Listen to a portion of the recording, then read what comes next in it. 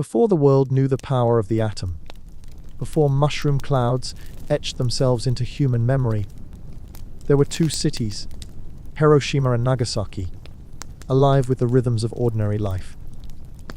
This is the story of how they vanished. If you enjoy these calm, fact-based history journeys to fall asleep to, don't forget to subscribe and tell us in the comments, where are you listening from and what time is it there? We love seeing how far our history travels. The sky was blue, breakfast was served, radios played music. It was August 6, 1945, and Hiroshima stirred to life like any other summer morning. Children walked to school in pressed uniforms. Streetcars clattered along their tracks. Housewives swept doorsteps and hung laundry in the sun. Office workers cycled past shrines and gardens, heading toward the city center. Soldiers on leave strolled through the Peace Park, unaware of the irony its name would soon carry. The war had dragged on for years, but Hiroshima had been largely untouched by bombing. So untouched, in fact, that many believed it had been spared for sentimental reasons. In truth, it had been preserved for something far more terrible. At 8:15 a.m., a single American B-29 bomber named Enola Gay released a bomb called Little Boy.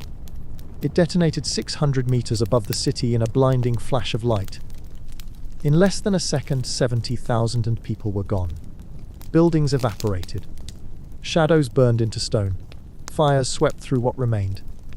And in the days and weeks that followed, thousands more would die from burns, injuries and radiation. 3 days later, on August 9, the city of Nagasaki, nestled between green hills and coastal waters, met the same fate. But before the flash, before the silence, both cities were full of life. Hiroshima was a bustling military and industrial hub, home to over 300,000 people. Nagasaki, a port city with deep Catholic roots and a long history of foreign trade, held nearly 250,000. They were cities of students and shopkeepers, of temples and tramlines, of laughter and routine. They were not just targets, they were living, breathing places. And that is where our story begins. Before they became symbols of devastation, Hiroshima and Nagasaki were cities full of life. Vibrant, complex and deeply human. Hiroshima, nestled along the Ota River Delta, was a city of bridges and streetcars, of schoolchildren in uniform and merchants opening shutters to the morning sun. It was a military hub, yes, but also a place of gardens, shrines and laughter echoing through narrow alleys. Nagasaki, farther south and shaped by centuries of trade and cultural exchange, was a city of hills and harbors, of Catholic churches and bustling shipyards, of fishermen casting nets and students hurrying to class. In both cities, the rhythms of daily life pulsed with quiet determination. Families gathered for breakfast. Radios played soft music. Trains clattered along their tracks, and shopkeepers arranged goods in tidy rows. There were weddings and funerals, arguments and first kisses, dreams whispered in the dark. These were not just coordinates on a map. They were homes. They were lives. And then came the light, and nothing was ever the same again. At precisely 8:15 a.m. on August 6, 1945, a blinding flash lit the sky above Hiroshima. It was not like lightning or fire. It was something new, something unnatural. In a fraction of a second, the heart of the city was erased. People walking to work were vaporized where they stood. Children on their way to school vanished into shadows burned into stone. Roof tiles melted, skin peeled. Fires erupted across miles. The blast wave flattened buildings, and then came the silence. An eerie, suffocating stillness broken only by the crackle of flames and the cries of the injured. 3 days later, Nagasaki would suffer the same fate. The bomb dropped there, though slightly different in design, delivered the same horror. In both cities, survivors stumbled through ruins, their skin hanging in tatters, their eyes searching for water, for family, for meaning. The world had never seen anything like it. And in that moment, the atomic age began, not with ceremony, but with ash and silence. But to understand why these cities were chosen, why such destruction was unleashed, we must step back. The war in Europe had ended in May, but in the Pacific it dragged on. Japan, though battered, refused to surrender. And so, the United States turned to a new weapon, one it believed could end the war without a bloody invasion. Context: WW dragging on in the Pacific. By the summer of 1945, World War II had ended in Europe, but in the Pacific, the fighting raged on with no clear end in sight. The United States and its allies had pushed Japanese forces back across the Pacific through a brutal campaign of island hopping. Tarawa, Saipan, Iwo Jima, Okinawa, each battle more costly than the last. American bombers now flew daily over Japan, reducing cities to rubble with incendiary raids. The Japanese Navy was crippled, its air force depleted, and its economy strangled by blockade. Yet Japan fought on. The military government, dominated by hardliners, refused to accept the Allies' demand for unconditional surrender. Even after the fall of Nazi Germany in May 1945, Japan's leaders clung to the hope that they could negotiate better terms. Perhaps with Soviet mediation, perhaps by inflicting enough casualties in a homeland invasion to force a compromise. Civilians were being trained to fight with bamboo spears. Kamikaze pilots still launched from airstrips. And in the halls of power, the emperor remained silent, Japan refusing to surrender even after Germany's fall. Japan's leaders refused to yield. The Allied demand for unconditional surrender, outlined in the Potsdam Declaration, was met with silence, what the Japanese called mokusatsu, a deliberate non-response. Behind closed doors, Japan's ruling elite remained divided. Some hoped the Soviet Union might mediate a peace deal. Others believed that if they could inflict enough casualties during an Allied invasion of the home islands, they might force better terms. The emperor remained distant, and the military prepared for a final, desperate defense. Civilians were trained with bamboo spears. Schoolgirls stitched uniforms and packed explosives. The idea of surrender was seen by many as dishonor worse than death. Meanwhile, the United States, determined to break Japan's will without launching a costly invasion, escalated its bombing campaign. In the spring and summer of 1945, American B-29 bombers unleashed waves of incendiary raids across Japan.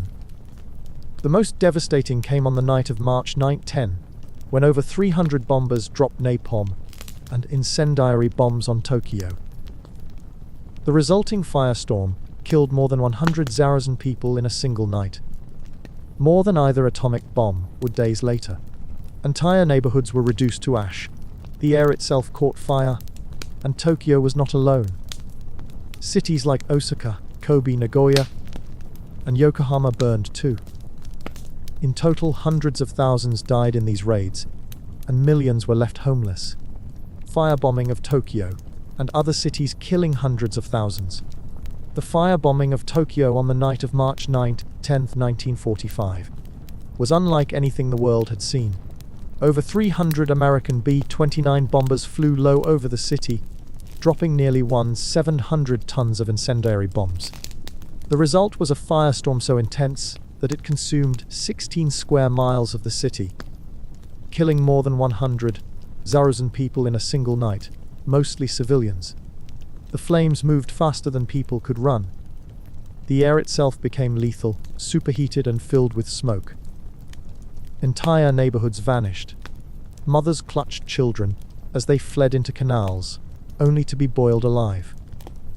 The smell of burning flesh hung over the ruins, and Tokyo was just one of many. In the months that followed, cities like Osaka, Kobe, Nagoya, and Yokohama were also reduced to ash. By the summer of 1945, the US had dropped over 157,000 tons of bombs on Japanese cities, killing more than 300,000 people and leaving millions homeless. Yet Japan still refused to surrender. The devastation was staggering, but it wasn't enough to break the will of the military leadership. And so, in secret labs and desert test sites, the US military prepared something final. By mid-1945, after years of brutal warfare and staggering casualties, American military leaders faced a grim calculation. An invasion of Japan's home islands could cost hundreds of thousands of Allied lives, and perhaps millions of Japanese. The firebombing of cities had already killed more than 300,000 civilians. Yet Japan's government showed no sign of surrender.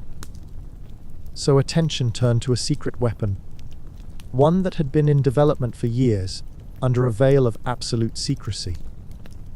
It was called the Manhattan Project, and it was unlike anything the world had ever seen. Across the United States, in hidden facilities and fenced-off compounds, thousands of scientists, engineers, and workers labored around the clock. They split atoms, refined uranium, and built machines that had never existed before. The stakes were enormous. The science was untested, but the goal was clear. Build a bomb so powerful it could end the war in a single, terrible stroke.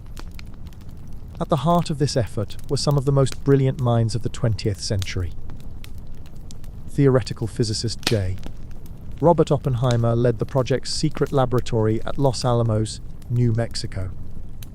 Alongside him were men like Enrico Fermi, who had created the first controlled nuclear chain reaction, and Edward Teller, whose restless mind was already imagining weapons even more powerful than the one they were racing to complete. They came from across the world, refugees from fascism, professors from elite universities, young physicists barely out of graduate school, all drawn into a project cloaked in secrecy and urgency.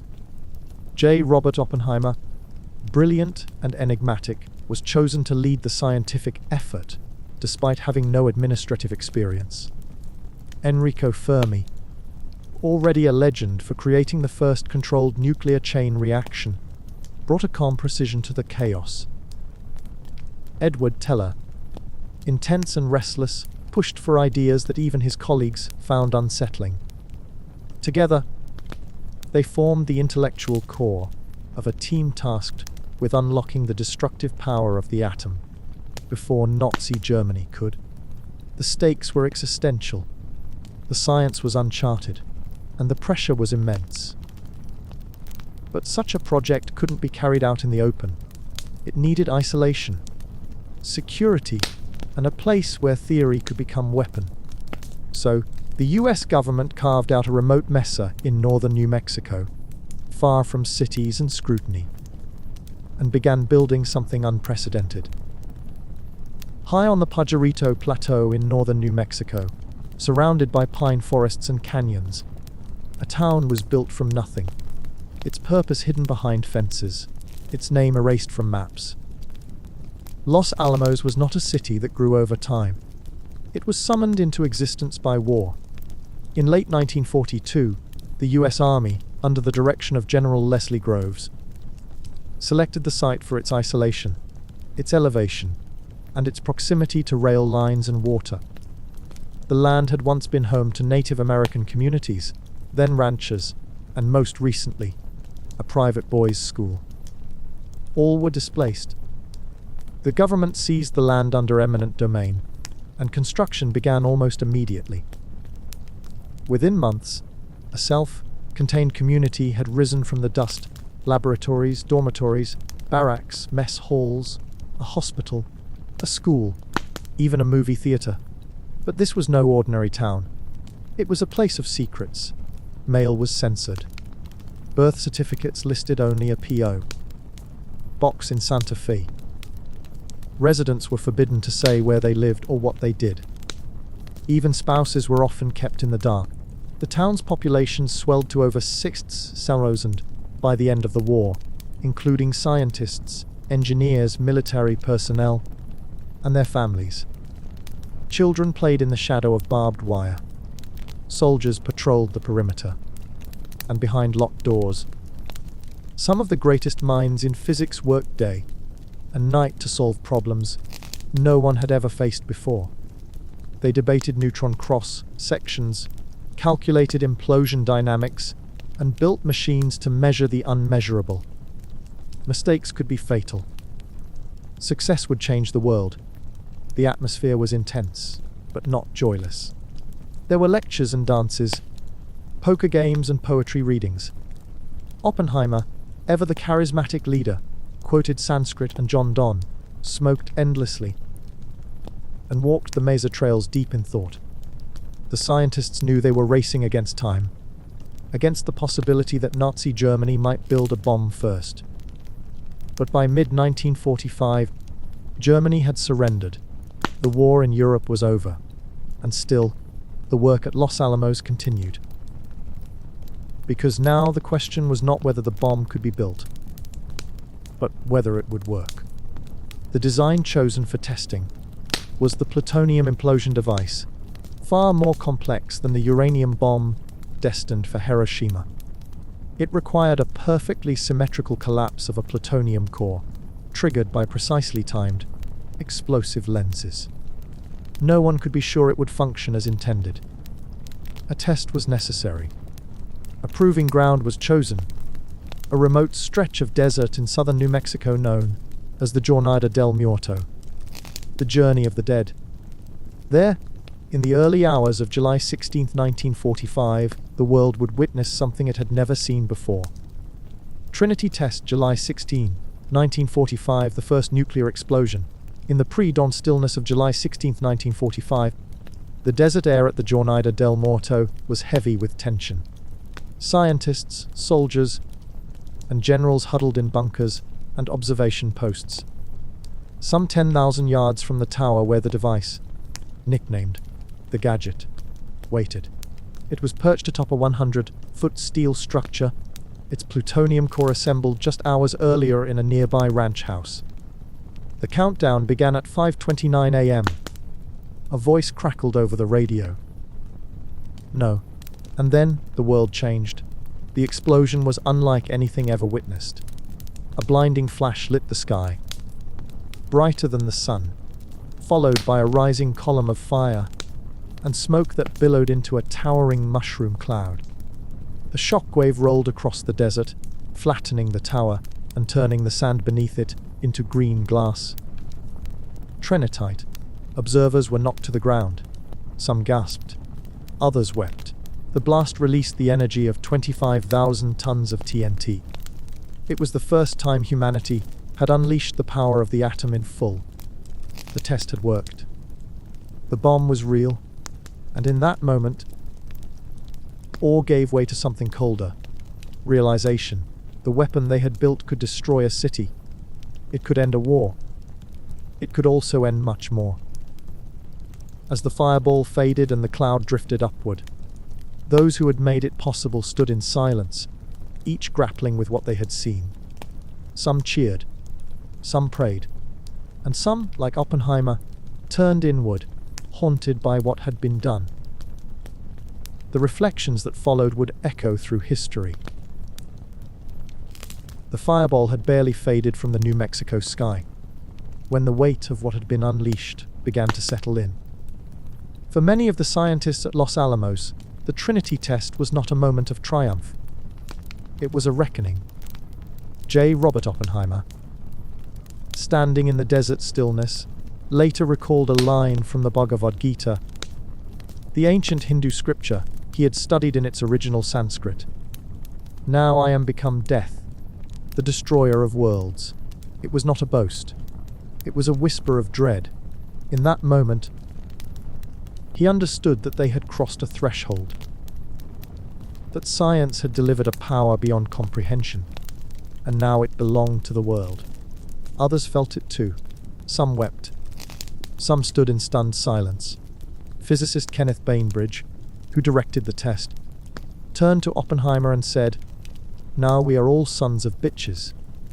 The elation of success was quickly shadowed by the enormity of what they had created.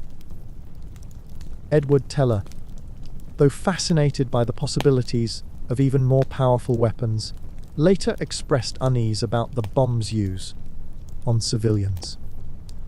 Leo Szilard, one of the first to conceive of nuclear chain reactions, began circulating a petition urging the US government not to use the bomb without first offering Japan a chance to surrender. The scientists had built the weapon, but now came the question that would haunt them and the world. For generations, should it be used? And if so, how? The debate moved from laboratories to the highest levels of government. The decision to use the atomic bomb was not made lightly, nor without deep internal conflict. In the weeks following the Trinity test, debate erupted within the US government and scientific community. Some, like Secretary of War Henry Stimson and President Harry Truman, believed the bomb could end the war swiftly and save countless American and Japanese lives by avoiding a full-scale invasion of the home islands. The Battle of Okinawa had just claimed over 200,000 lives, military and civilian, and projections for an invasion of Japan were staggering. Others, including several Manhattan Project scientists, urged caution. A petition, led by physicist Leo Szilard, called for a demonstration of the bomb's power on an uninhabited island, warning that using it on a city would set a dangerous precedent for humanity. General Dwight D. Eisenhower, Supreme Allied Commander in Europe, later recalled that he had serious misgivings, believing Japan was already on the verge of collapse and that the bomb was unnecessary. But the momentum of war, the desire to justify the enormous cost of the Manhattan Project, and the geopolitical implications of demonstrating power to the Soviet Union all played a role. In the end, the decision was made. The bomb would be used. The next step was to choose where. Targets were selected not just for military value, but for psychological impact and scientific measurement. The cities had to be largely untouched by previous bombing, so the effects of the atomic blast could be clearly observed. Military choosing cities: Hiroshima, Nagasaki, Kokura. The selection of targets for the atomic bomb was not random. It was deliberate, calculated, and deeply strategic. In the spring of 1945, a special target committee, convened by the US military and Manhattan Project leaders, began narrowing down a list of potential cities.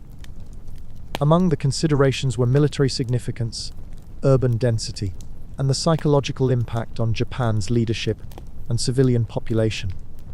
Hiroshima, Nagasaki, and Kokura emerged as top candidates.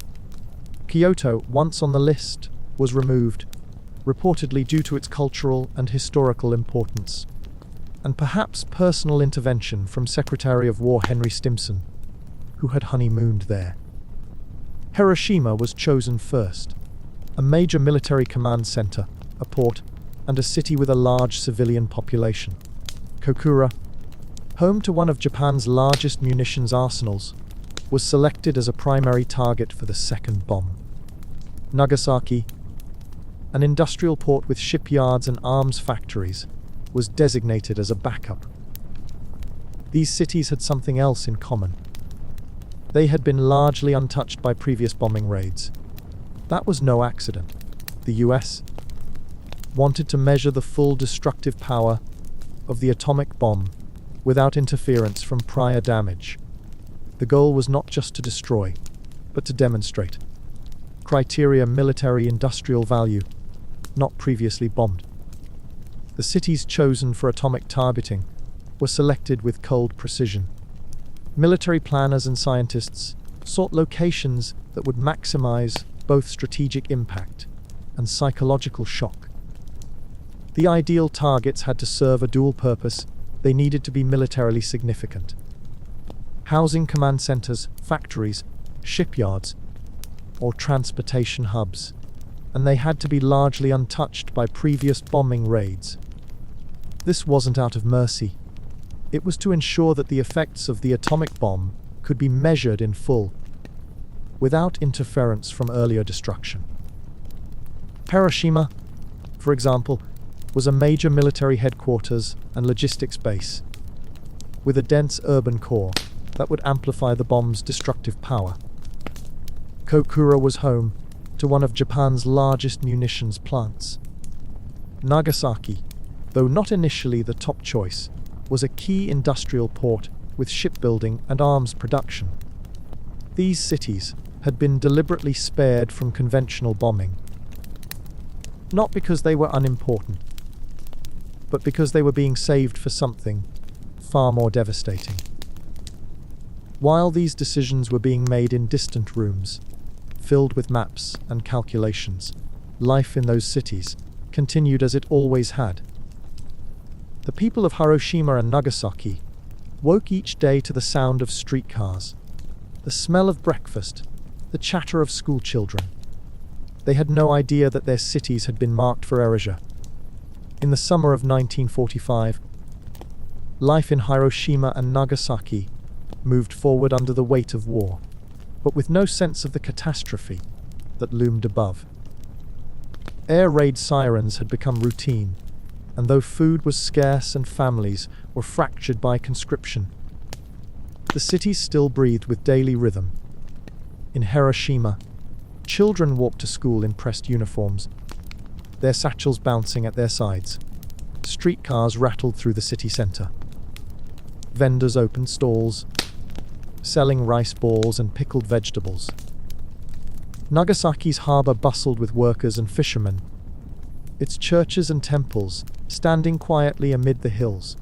People whispered rumors of peace, of surrender, of the Soviet Union's possible involvement, but no one imagined that a single plane could erase a city. The skies were watched for bombers, but not for what was coming. The atomic bomb was a secret held tightly by a few, and the people below had no warning, no understanding of the weapon being prepared in their name or against them. They lived their lives in the shadow of a decision they didn't know was being made. One that would arrive not with a declaration, but with a flash. Far away, in Washington, President Harry Truman weighed the burden of that decision. He had been briefed on the Manhattan Project only after taking office, and now, with the weapon ready, and the war dragging on, he faced a choice that would define history. President Truman's decision to authorize the use of atomic bombs was framed as a grim necessity, one that, according to official reasoning, would save lives.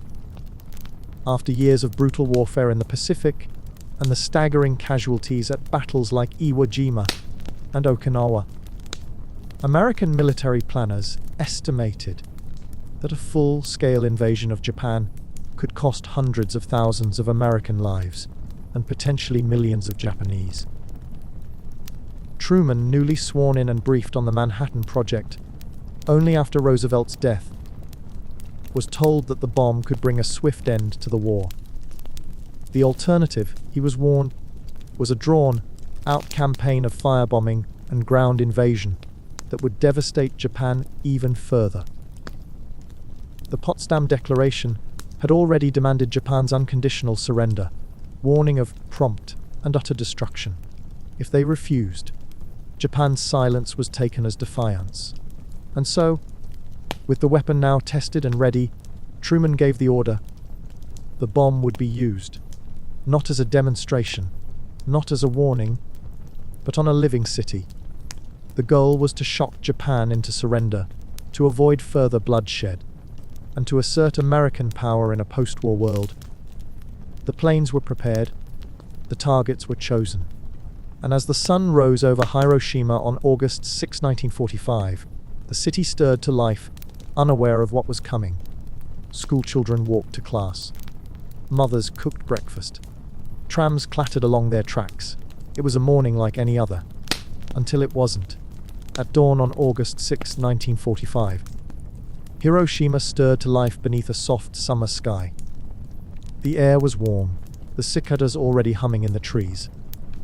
In narrow alleyways and quiet courtyards, mothers prepared breakfast, miso soup, rice, pickled vegetables, while fathers buttoned uniforms or work shirts.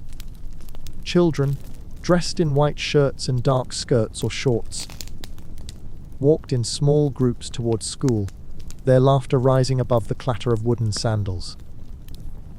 Streetcars rattled along their tracks, weaving through the city's heart, carrying students, workers, and soldiers alike.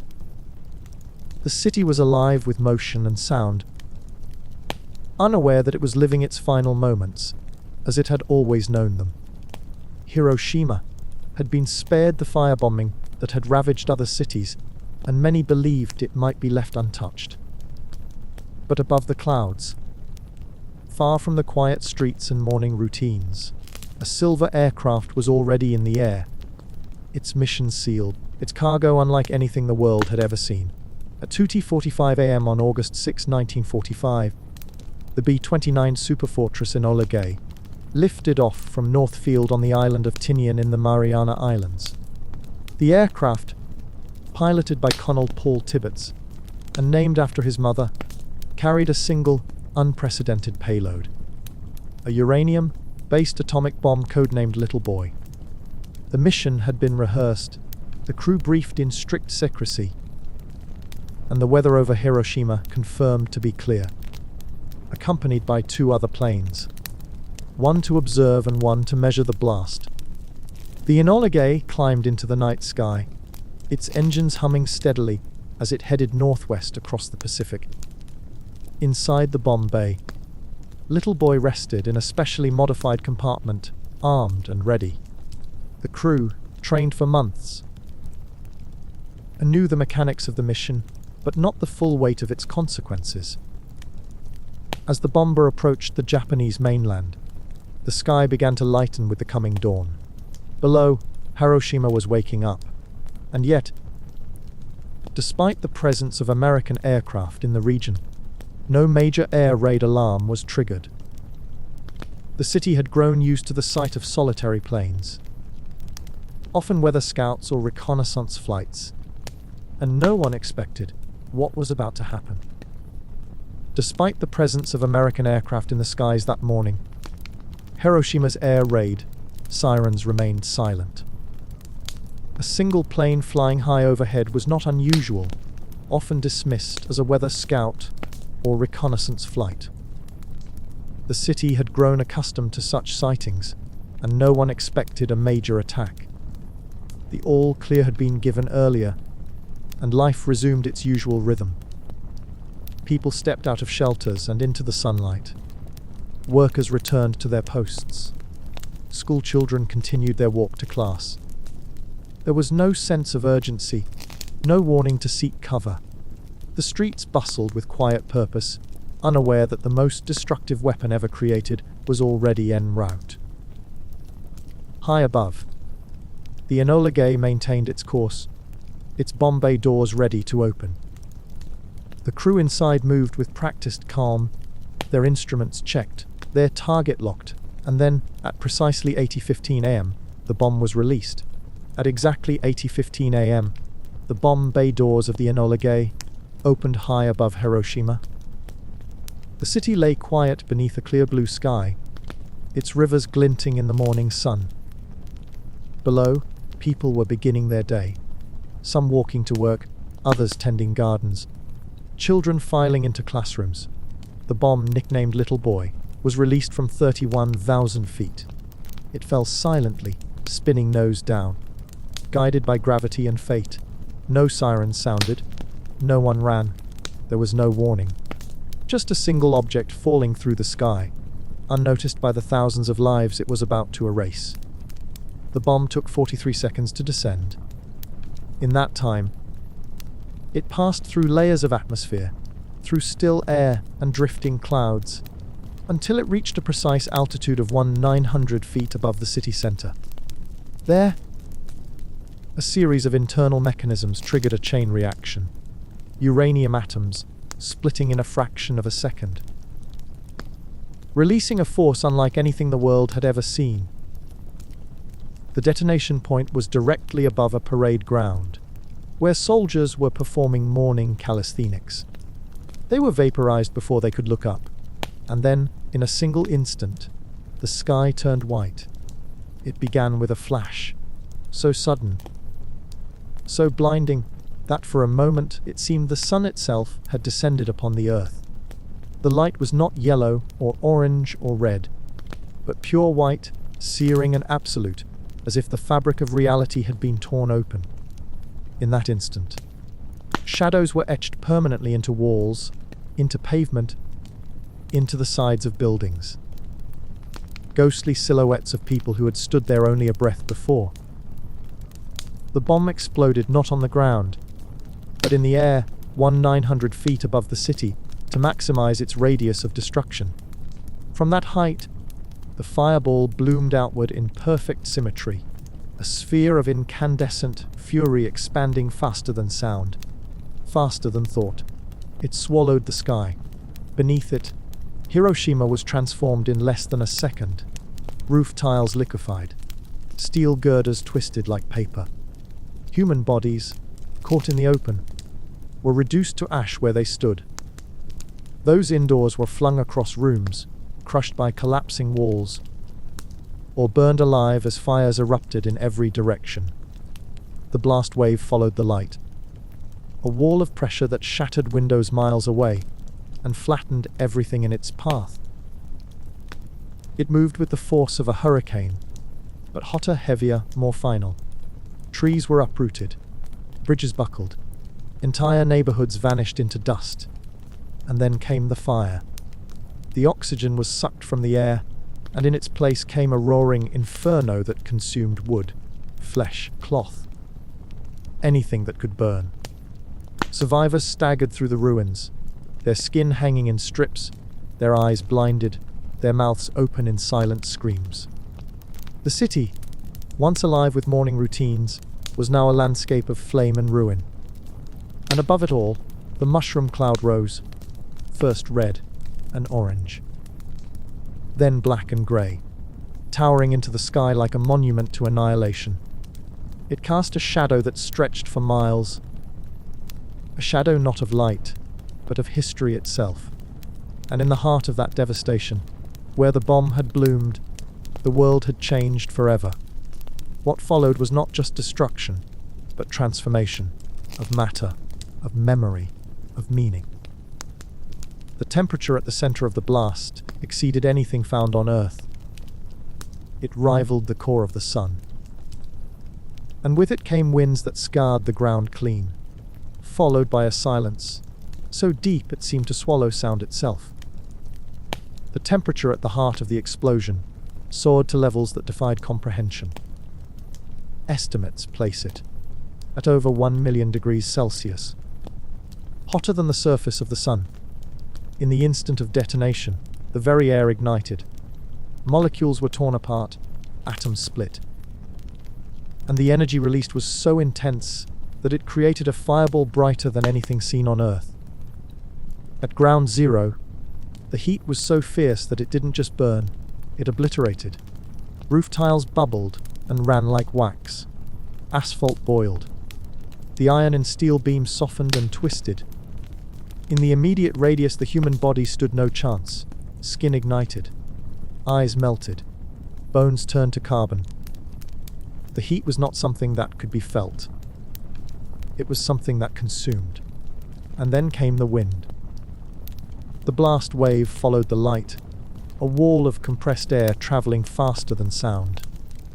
It struck with the force of a hurricane, flattening buildings, snapping trees, hurling cars like toys.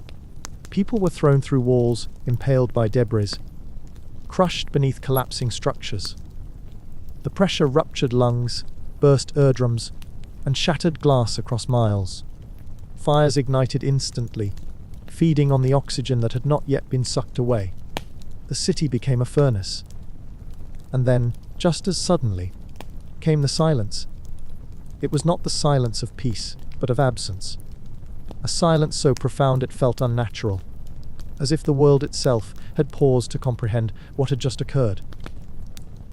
The birds had vanished. The insects were gone. The hum of life that had filled the city only moments before had been replaced by a void. Survivors, those far enough from the epicenter to remain conscious, stumbled through the ruins in a daze, their ears ringing, their minds unable to process the scale of what had happened. The sky above was no longer blue, but filled with a rising column of smoke and ash, a mushroom cloud that climbed into the stratosphere, casting a shadow over the land below. And in that shadow, the evidence of what had occurred began to emerge. On stone steps, on walls, on bridges and sidewalks, there were outlines. Dark shapes where people had once stood or sat, their bodies shielding the surfaces behind them from the thermal flash. These were not shadows in the traditional sense. They were scars, etched into the very fabric of the city by the intensity of the heat. The stone had been bleached by the light, except where a human form had blocked it. In those places, the original color remained, creating a haunting negative image of a life that had ended in an instant. Some of these impressions were so precise that the folds of clothing could be seen, the curve of a shoulder, the tilt of a head. They were not left by ash or soot, but by absence, by the sudden removal of a body that had once been there and was now gone. Shadows burned into stone, people vaporized instantly. The shadows were not cast by light, but by absence, etched into stone by the thermal pulse of a weapon that turned morning into oblivion. In Hiroshima, where Little Boy detonated 900 feet above the city, the heat was so intense that it bleached surfaces in an instant. Anything that blocked the direct line of sight to the blast, be it a railing, a bicycle, or a human being, left behind a silhouette. These were not shadows in the traditional sense. They were outlines scorched into granite, concrete, and steel. One of the most haunting remains was found on the steps of the Sumitomo Bank, the darkened imprint of a person who had been sitting there, waiting for the doors to open. In the moment of detonation, their body shielded the stone behind them from the thermal radiation. The surrounding surface turned pale, but where they had been, the stone remained dark. The person was gone, instantly killed, likely incinerated, but their final posture, their final breath, was preserved in negative space. These human shadows became some of the most visceral artifacts of the bombing. They were not left by ash or soot, but by the sheer intensity of heat, altering the chemical composition of the surfaces themselves. In some cases, the outlines were so precise that the folds of clothing or the curve of a limb could be discerned. They were not just impressions, they were testimonies. Testimonies to the suddenness of death, to the violence of light, to the way a life could be reduced to a shape on stone. And they were everywhere, on bridges, on sidewalks, on the walls of buildings that no longer stood. Each one marked the spot where a person had been, alive, breathing, unaware, and then was not. But the shadows were only the beginning. The heat that etched them also did far more. It liquefied glass in windows and bottles, fusing it into warped, molten puddles. It flattened buildings, not just with the force of the blast, but with the pressure of air turned into a weapon. It boiled rivers, turning water into steam and steam into scalding death. The city's infrastructure, its homes, its schools, its hospitals, was not merely damaged. It was undone. Glass liquefied, buildings flattened, rivers boiled. Glass did not shatter, it melted. In the heart of Hiroshima, bottles, windows, and eyeglasses fused into warped puddles, their shapes distorted by temperatures that reached thousands of degrees Celsius. Storefronts that once displayed goods were reduced to molten drips clinging to twisted frames. In homes, mirrors ran down walls like mercury. The heat was so intense that even ceramics cracked and blistered, their glazes bubbling as if alive. Sand in playgrounds and gardens fused into glassy crusts. The transformation was not gradual. It was instantaneous, violent, and final. Buildings, no matter their construction, stood no chance. Wooden homes were incinerated in a flash, their beams igniting before the shockwave even arrived. Concrete structures crumbled under the pressure, their rebar skeletons exposed like broken bones. Roofs were peeled away. Walls collapsed inward. Entire blocks were flattened, reduced to heaps of rubble and ash. Hospitals, schools, temples, places meant for healing, learning, and worship, were erased in seconds. The city's infrastructure, its roads and bridges, its power lines and water mains, were torn apart or buried beneath debris. The urban landscape was no longer recognizable. It had become a wasteland of twisted metal and scorched earth. And then there were the rivers. The Ota River, which wound through Hiroshima like a lifeline, turned against the city. The heat from the blast was so intense that the surface of the water boiled. Fish floated belly up, their scales seared. People who had leapt into the river to escape the fires found no refuge. Many drowned. Others were scalded by the superheated water. Bridges spanning the river buckled and collapsed. The banks, once lined with trees and homes, were now blackened and bare. The river, like everything else, had been transformed into a channel of death. The destruction was total, but it was not the end. Fires ignited by the blast began to spread, feeding on the wreckage, leaping from ruin to ruin. The wind, stirred by the explosion, fanned the flames into firestorms that raged for hours. Survivors, burned and bleeding, wandered through the inferno in search of water, shelter, or loved ones who no longer existed. The city was gone, but the fire had just begun. In the hours after the blast, Hiroshima became a furnace. The initial explosion had flattened the heart of the city, but the fires it ignited spread outward with terrifying speed. Wooden homes, already splintered by the shockwave, became kindling. Paper walls and tatami mats fed the flames.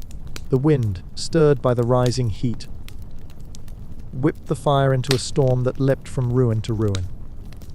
Entire neighborhoods that had survived the initial blast were consumed in minutes. Smoke choked the sky, turning day into dusk. The sun vanished behind a curtain of ash. Flames roared through alleyways and across bridges, devouring everything in their path. There was no water. The pipes had burst. Firefighters were dead or missing. The few who remained had no equipment, no direction, no hope of stopping what had begun. The fire was not a single blaze. It was hundreds, merging into one. It moved like a living thing, unpredictable and insatiable. It hunted the wounded, the trapped, the lost. And through this inferno, survivors began to emerge. They came stumbling from the ruins, dazed and silent, their eyes wide with disbelief.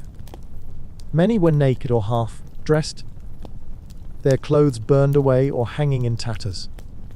Skin peeled from their arms and backs in long, curling sheets, exposing raw flesh beneath. Some held their arms out in front of them, instinctively trying to keep the burned skin from touching their bodies. Others walked with hands pressed to their faces, unable to speak, unable to scream. Blood mixed with soot. Hair was singed to the scalp. Faces were swollen, blistered, unrecognizable.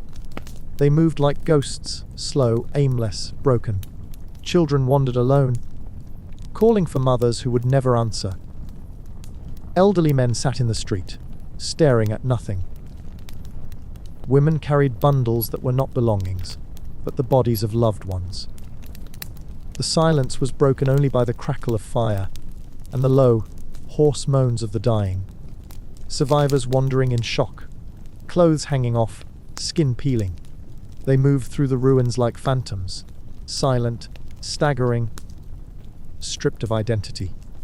Survivors of the blast, if they could be called that, wandered aimlessly through a city that no longer existed. Their clothes hung in tatters, scorched and clinging to blistered skin. Many were nearly naked, their garments burned away by the thermal flash.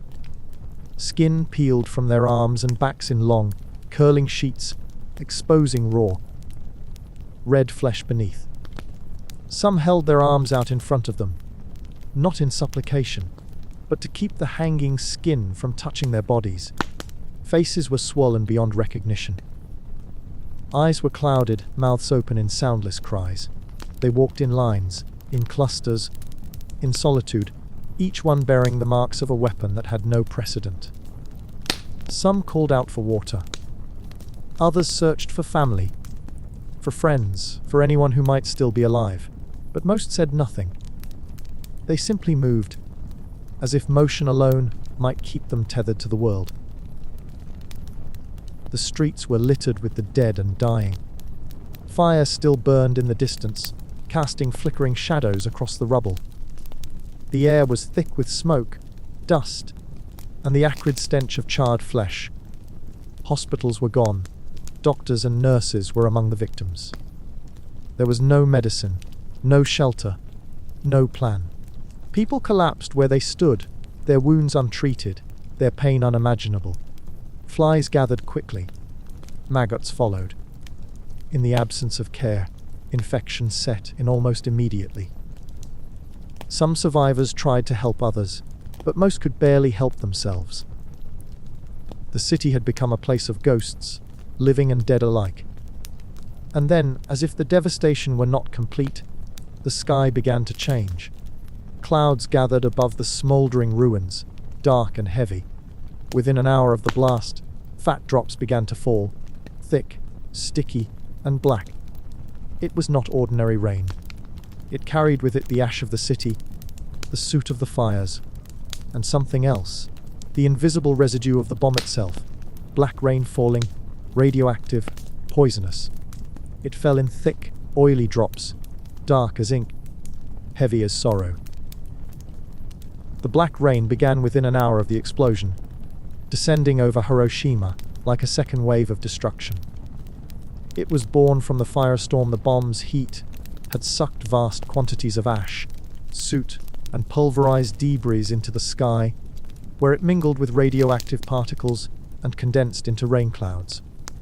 What came down was not water, but a toxic slurry, radioactive, acidic and clinging.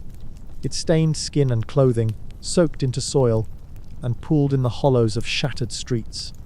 Survivors, desperate for relief from the heat and thirst, opened their mouths to the sky, unaware that each drop carried invisible death. Children cupped their hands to catch it. Others used it to wash wounds, not knowing it would only deepen the damage. The rain left streaks on walls, turned white garments black, and carried with it the fallout of a city undone. It was not just a symbol of devastation. It was a carrier of it. The radioactive isotopes in the rain seeped into the earth, into wells, into the bodies of those who had already endured the blast. It brought nausea, vomiting, hair loss, and fevers. Days later, people who had seemed uninjured began to bleed from their gums, their skin erupting in sores. The rain had no sound, no warning, no mercy. It fell on the living and the dead alike, binding them in a shared silence of contamination. And as it soaked the ruins, the fires that had been sparked by the bomb's heat continued to spread. Communication lines were severed. Radios fell silent. Hospitals, those that hadn't been flattened, were overwhelmed or obliterated entirely. The city had no voice, no help, no way to cry out. Fires spread, no communication, hospitals obliterated. The fires moved faster than anyone could outrun. With water mains shattered and fire brigades decimated, there was no way to contain the inferno that swept through Hiroshima. Entire districts were engulfed in minutes, the flames feeding on splintered wood, paper walls, and the dry summer air. The city's infrastructure had collapsed in an instant. Telephone lines were down, telegraph wires melted, and radio stations silenced. There was no way to call for help, no way to coordinate rescue. The outside world didn't yet know what had happened. Inside the city, it felt as if time itself had stopped. Hospitals, which should have been sanctuaries, were among the first to fall. The Red Cross Hospital, one of the few reinforced buildings in the city, was heavily damaged.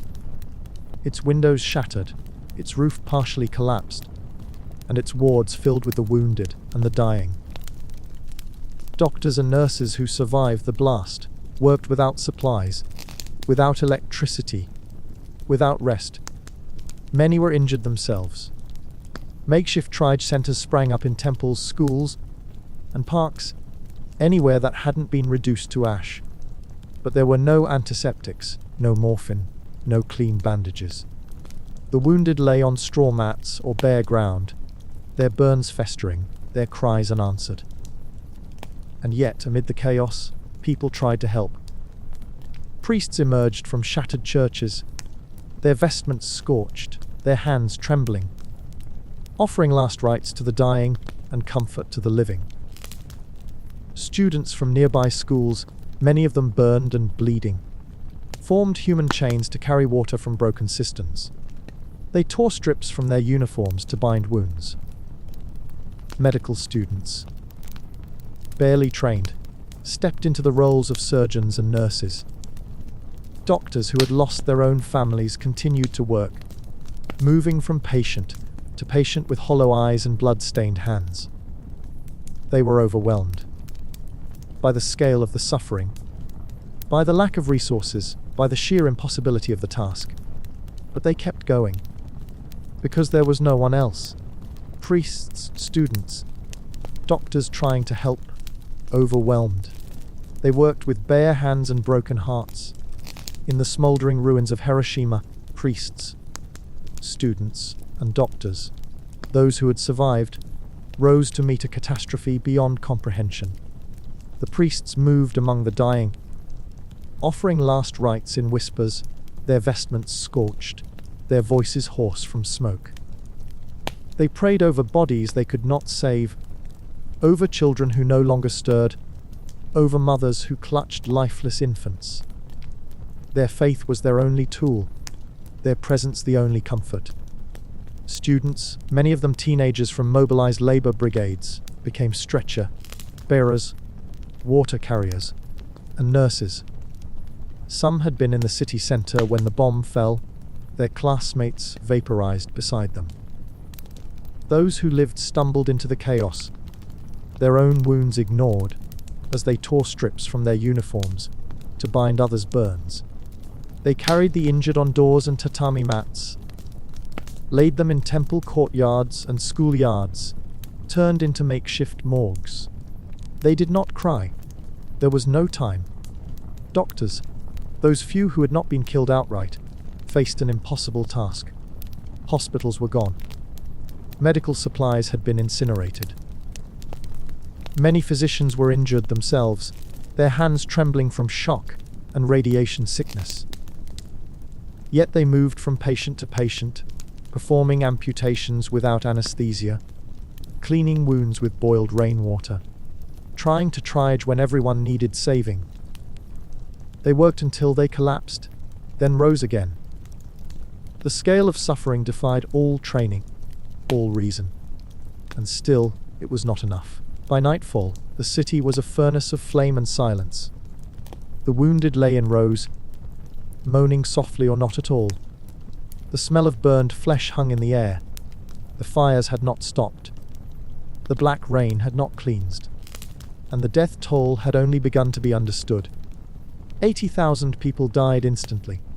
In the flash, in the fire, in the collapse. But the bomb's reach extended beyond the moment. In the days and weeks that followed, tens of thousands more would perish. From burns, from infection, from radiation that no one yet understood. The numbers were staggering. But they were not just numbers. They were names, Faces families, a city's worth of lives, extinguished or unraveling, one breath at a time. In the first instant, Hiroshima lost 80,000 souls. They died in silence, some vaporized where they stood, others crushed beneath collapsing buildings or consumed by fire. There were no last words, no goodbyes, just absence.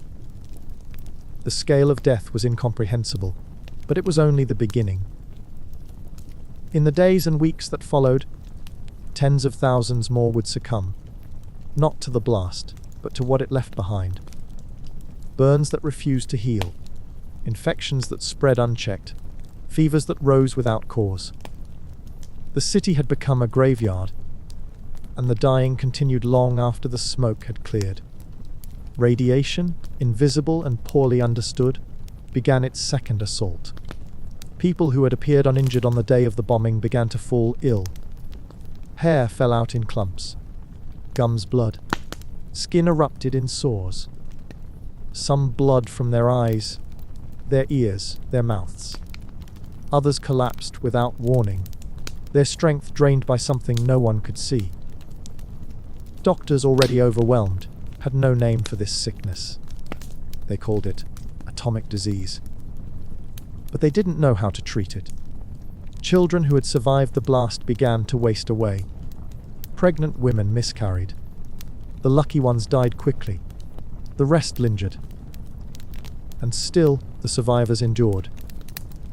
They walked through the ruins with bandaged limbs and hollow eyes, their bodies marked by burns, their vision clouded by blindness, their futures stolen by an enemy they couldn't fight. They were the living witnesses to a new kind of war, one that didn't end when the bomb fell. Survivors with burns, blindness, unknown sicknesses. They were called habakusha. The bomb affected people, and their suffering did not end with the blast. Survivors bore wounds that defied medical understanding. Burns covered vast portions of their bodies, many so deep that flesh sloughed off in sheets. Skin hung in tatters from arms and backs, and in some cases, the patterns of clothing, floral prints, sashes, kimono seams, were seared permanently into flesh. Eyes clouded over with cataracts, or were lost entirely to the flash. Some were blinded instantly. Others gradually lost their sight as radiation ravaged their bodies from within. But it was the invisible sickness that terrified most.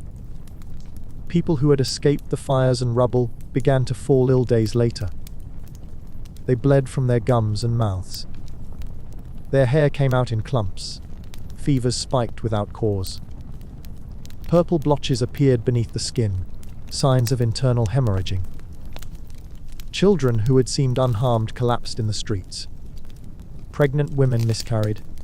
The symptoms were unfamiliar, relentless, and untreatable. Doctors, already overwhelmed and injured themselves, had no name for what they were seeing. They called it atomic disease, but they didn't yet understand that it was radiation poisoning, an affliction that would haunt survivors for the rest of their lives. And still, the city waited. As Hiroshima smoldered and its people suffered, there was no word from Tokyo. The Japanese government, already reeling from months of firebombing, and the Soviet Union's recent declaration of war, had not yet grasped the scale of what had happened. Communications were severed. Reports were fragmentary. The military suspected a new kind of bomb, but details were scarce. No response from Japan's government yet. In the hours and days following the bombing of Hiroshima, the Japanese government remained eerily silent. Communications from the city were severed. Telegraph lines destroyed. Radio towers flattened. Messengers killed or lost in the chaos. Tokyo received only fragments. A city had been attacked. The damage was immense. The weapon unknown. Military officials speculated about a new kind of bomb, but the scale of destruction defied comprehension. Even seasoned officers, hardened by years of war, could not fathom what had occurred. The government hesitated. There was disbelief, confusion, and a desperate need for confirmation. No official statement was issued. No surrender was offered. The silence was not defiance, it was paralysis. Meanwhile, across the Pacific, the United States government released a carefully worded announcement: a new weapon had been used against a military target in Japan.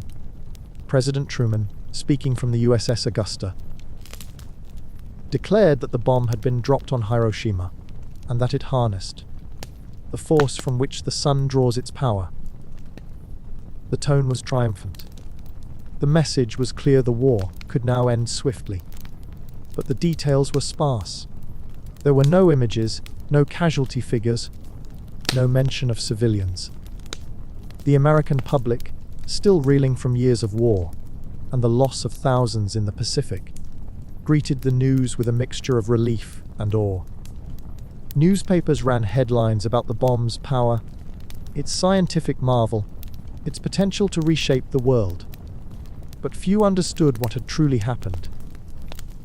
The photographs had not yet emerged. The testimonies had not yet been heard. The word radiation was not yet part of the public vocabulary. Silence from the US public. Few knew the real horror. The American public, in the days following the bombing of Hiroshima, remained largely in the dark about the true scale of devastation. Newspapers hailed the atomic bomb as a scientific triumph and a necessary step toward ending the war. Headlines spoke of a new era, an unprecedented power, but the language was clinical, detached. The official narrative emphasized military necessity and technological achievement. There were no photographs of charred bodies, no testimonies from survivors, no mention of radiation sickness. The word Hiroshima became a symbol of victory, not of suffering. Most Americans believed the bomb had struck a purely military target. Few knew that tens of thousands of civilians had died in an instant, or that the survivors were enduring horrors that defied imagination. The government controlled the flow of information tightly, and the press, still bound by wartime censorship and patriotic fervor, did not question the official line. It would be weeks before the first images emerged, before John Hersey's Hiroshima would give voice to the silenced, before the world would begin to understand what had truly happened beneath that mushroom cloud. In those early days, there was silence, not just from the victims, but from those who had dropped the bomb. And while the world was still absorbing the news of Hiroshima, preparations for the second strike were already underway. On August 9, 1945, a second B-29 bomber, Boxcar, took off from Tinian Island, carrying a plutonium bomb codenamed Fat Man. Its primary target was not Nagasaki, but Kokura, a city housing one of Japan's largest military arsenals. But as the plane approached, it found the city shrouded in thick cloud cover and smoke, possibly from nearby firebombing raids or deliberate smokescreens. The bombardier made 3 passes, searching for a visual on the target, but never saw it clearly. With fuel running low and orders requiring visual confirmation, the crew turned to their secondary target. Original target was Kokura. Cloud cover saves the city. On the morning of August 9, 1945, the B-29 bomber Boxcar, piloted by Major Charles Sweeney, lifted off from Tinian Island carrying the second atomic bomb, Fat Man, a plutonium implosion device far more complex than the uranium bomb dropped on Hiroshima. The mission's primary target was Kokura, a city that housed one of Japan's largest military arsenals, including chemical weapons, facilities, and munitions factories. Kokura had been spared from previous firebombing raids, making it an ideal site for measuring the bomb's full destructive potential. But fate, weather, and perhaps a measure of human intervention intervened. As Boxcar approached Kokura, the city was shrouded in a thick veil of smoke and cloud cover, The haze may have been the result of a firebombing raid on the nearby city of Yahata the day before, or possibly from deliberate smokescreens created by Japanese factories burning coal tar to obscure the sky. Whatever the cause, visibility was poor, far worse than the forecasted 3 out of 10 cloud cover.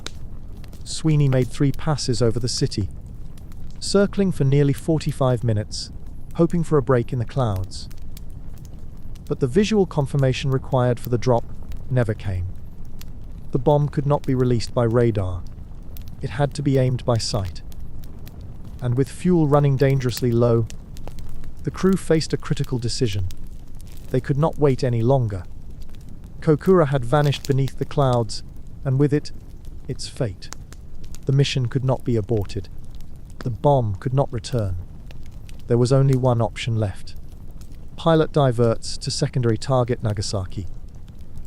The decision to divert from Kokura to Nagasaki was made under mounting pressure.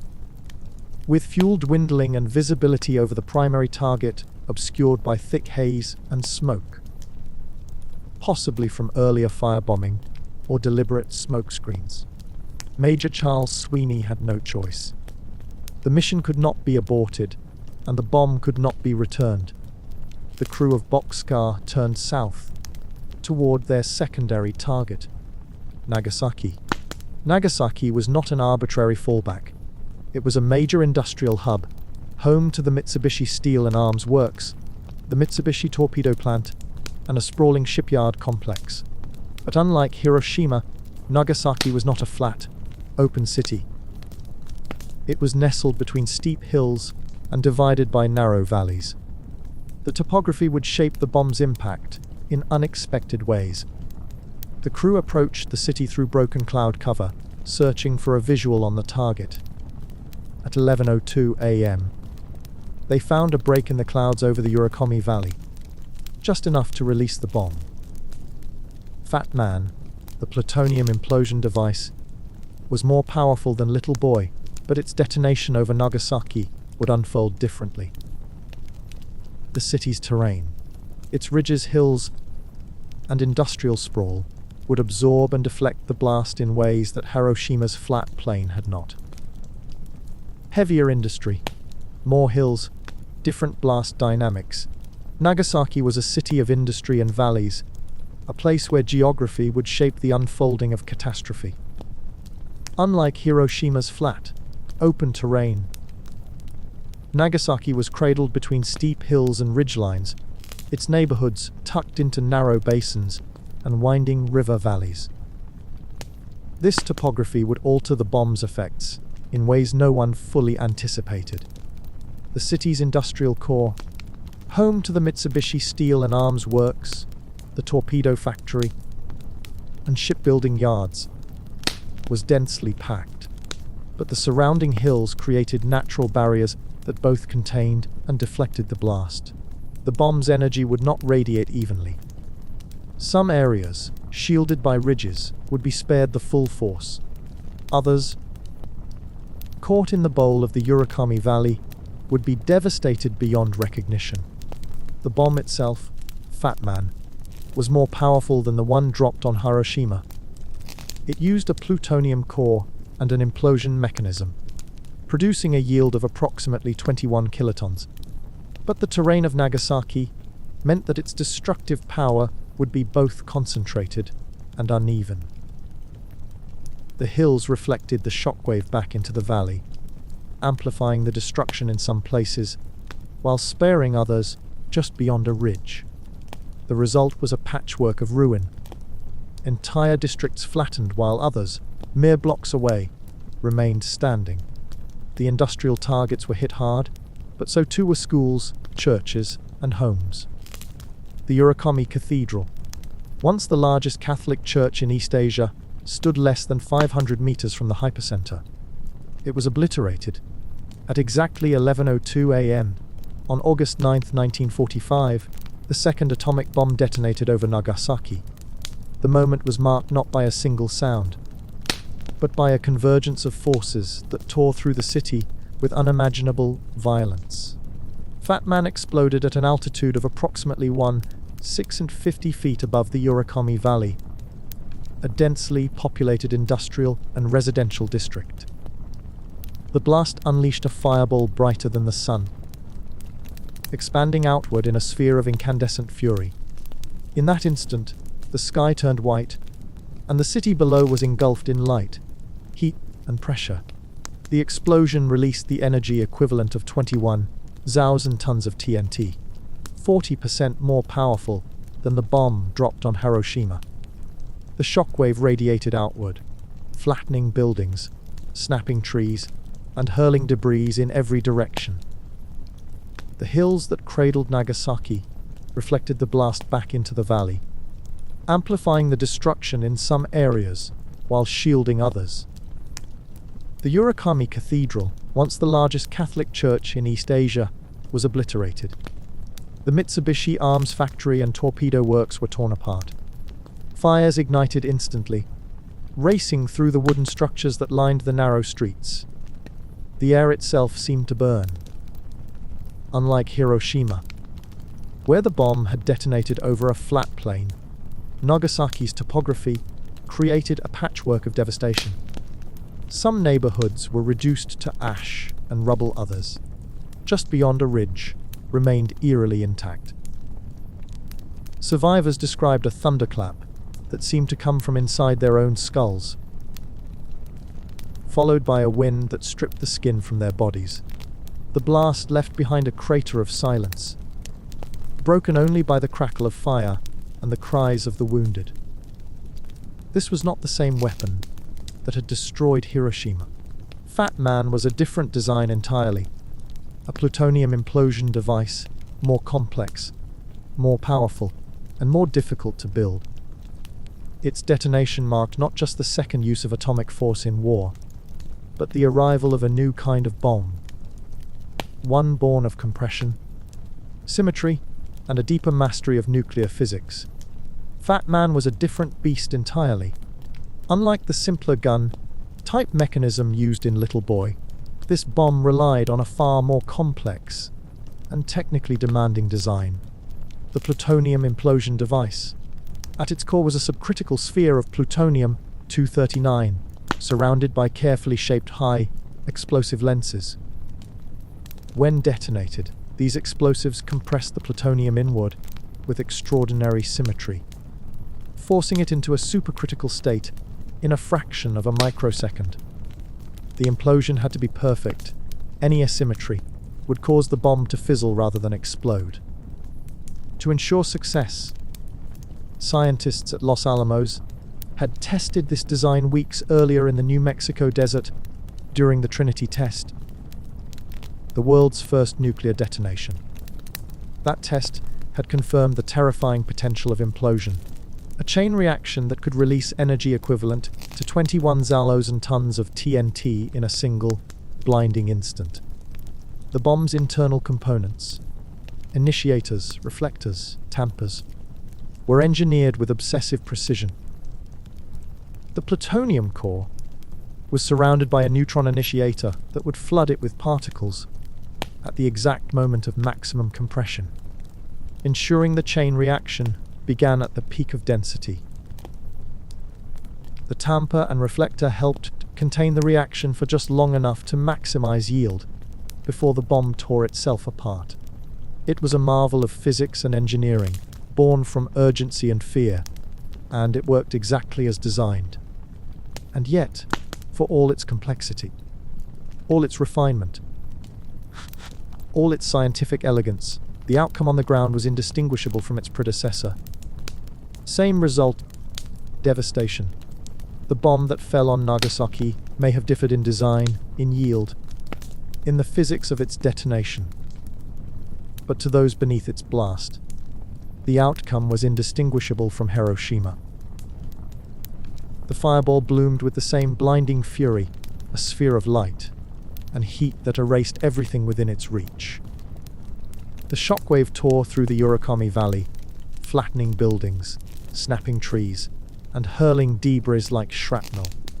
Fires ignited instantly, leaping from factory to home, from church to school.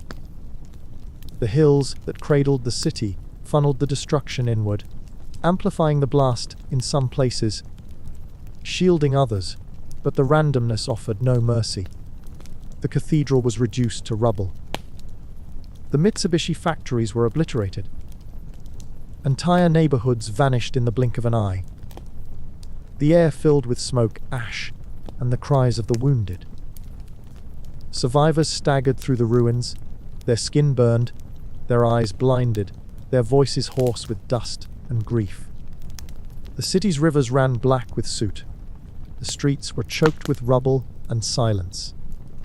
And when the fires finally began to die, when the smoke began to lift, the toll began to emerge.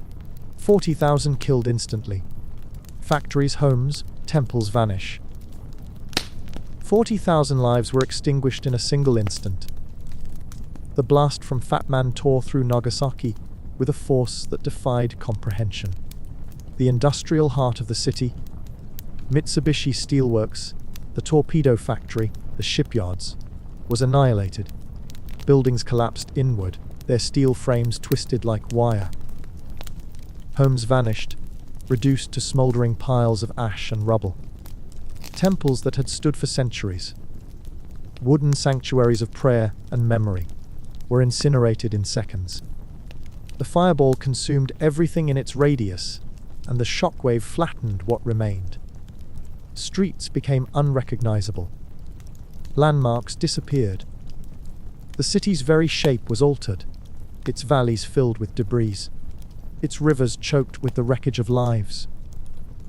And in the Urakami Valley, just 500 meters from the hypercenter, stood the Urakami Cathedral, once the largest Catholic church in East Asia. That morning, it was filled with worshippers gathered for Mass. The faithful had come to pray, to sing, to find solace in ritual. They never saw the light. The cathedral's twin towers were obliterated in an instant. Its massive brick walls crumbled. The roof collapsed inward, burying priests, nuns, and parishioners beneath tons of stone and timber. Statues melted. Stained glass shattered into dust. The altar was reduced to rubble. Cathedral filled with mourning worshippers is obliterated. The Urakami Cathedral had stood as a symbol of faith and endurance for Nagasaki's Catholic community. Community that had survived centuries of persecution, hidden worship, and exile. On the morning of August 9th, 1945, it was filled with worshippers gathered for the Feast of St. Lawrence. The faithful had come early, some walking miles through the humid summer air, to attend Mass in the grand brick sanctuary that crowned the Urakami Valley. The cathedral's twin bell towers rose above the city, its stained glass windows casting colored light across the pews. Inside, the air was thick with incense and prayer. Parishioners knelt in reverence, unaware that death was already descending from the sky. At 11:02 a.m., Fat Man detonated just 500 meters from the cathedral. The explosion struck with such force that the entire structure was obliterated in an instant. The brick walls disintegrated. The roof collapsed inward. The twin towers, once proud sentinels over the valley, were reduced to rubble. The altar was buried beneath tons of debris. Statues of saints were shattered, their faces lost to fire and stone. The crucifix above the sanctuary was torn from its mount and hurled into the ruins. The faithful who had gathered that morning, priests, nuns, children, the elderly, were killed instantly. Some were vaporized. Others were crushed beneath falling masonry. There were no survivors within the cathedral walls. Outside, the devastation radiated outward. The surrounding neighborhood, once a vibrant community of artisans, shopkeepers, and families, was flattened. Fires erupted in every direction. The air filled with smoke, ash, and the acrid stench of burning flesh. Survivors stumbled through the ruins, their skin blackened, their eyes blinded, their voices hoarse with dust and grief. The cathedral, once a place of sanctuary, had become a tomb, and yet, amid the rubble, fragments remained. A scorched statue of the Virgin Mary, its face half melted, was later recovered from the ruins. A single bell, cracked but intact, was pulled from the debris. These remnants would become symbols, not just of destruction, but of endurance, of faith tested by fire. But while Nagasaki burned and its people suffered, Tokyo remained silent. The Japanese government, already reeling from the destruction of Hiroshima just 3 days earlier, was now confronted with a second catastrophe. Yet still, no surrender was offered. Inside the imperial palace and the war ministry, debate raged. Some military leaders insisted that Japan must fight on, that surrender would dishonor the nation and invite occupation. They argued that the Soviet Union's recent declaration of war posed a greater threat than the bombs. Others, including members of the civilian cabinet, urged immediate capitulation. They had seen the reports. What little had made it through the chaos, and they understood that Japan could not survive another strike. But the decision was not theirs alone. Emperor Hirohito, cloistered and insulated, had not yet spoken. His ministers debated in hushed tones, fearful of both the Americans and their own military. The Supreme War Council was deadlocked. Some clung to the hope of conditional surrender, terms that would preserve the emperor's sovereignty and avoid occupation. Others feared that delay would bring a third bomb, a fourth, the total annihilation of the Japanese people. Outside the halls of power, the people of Japan waited.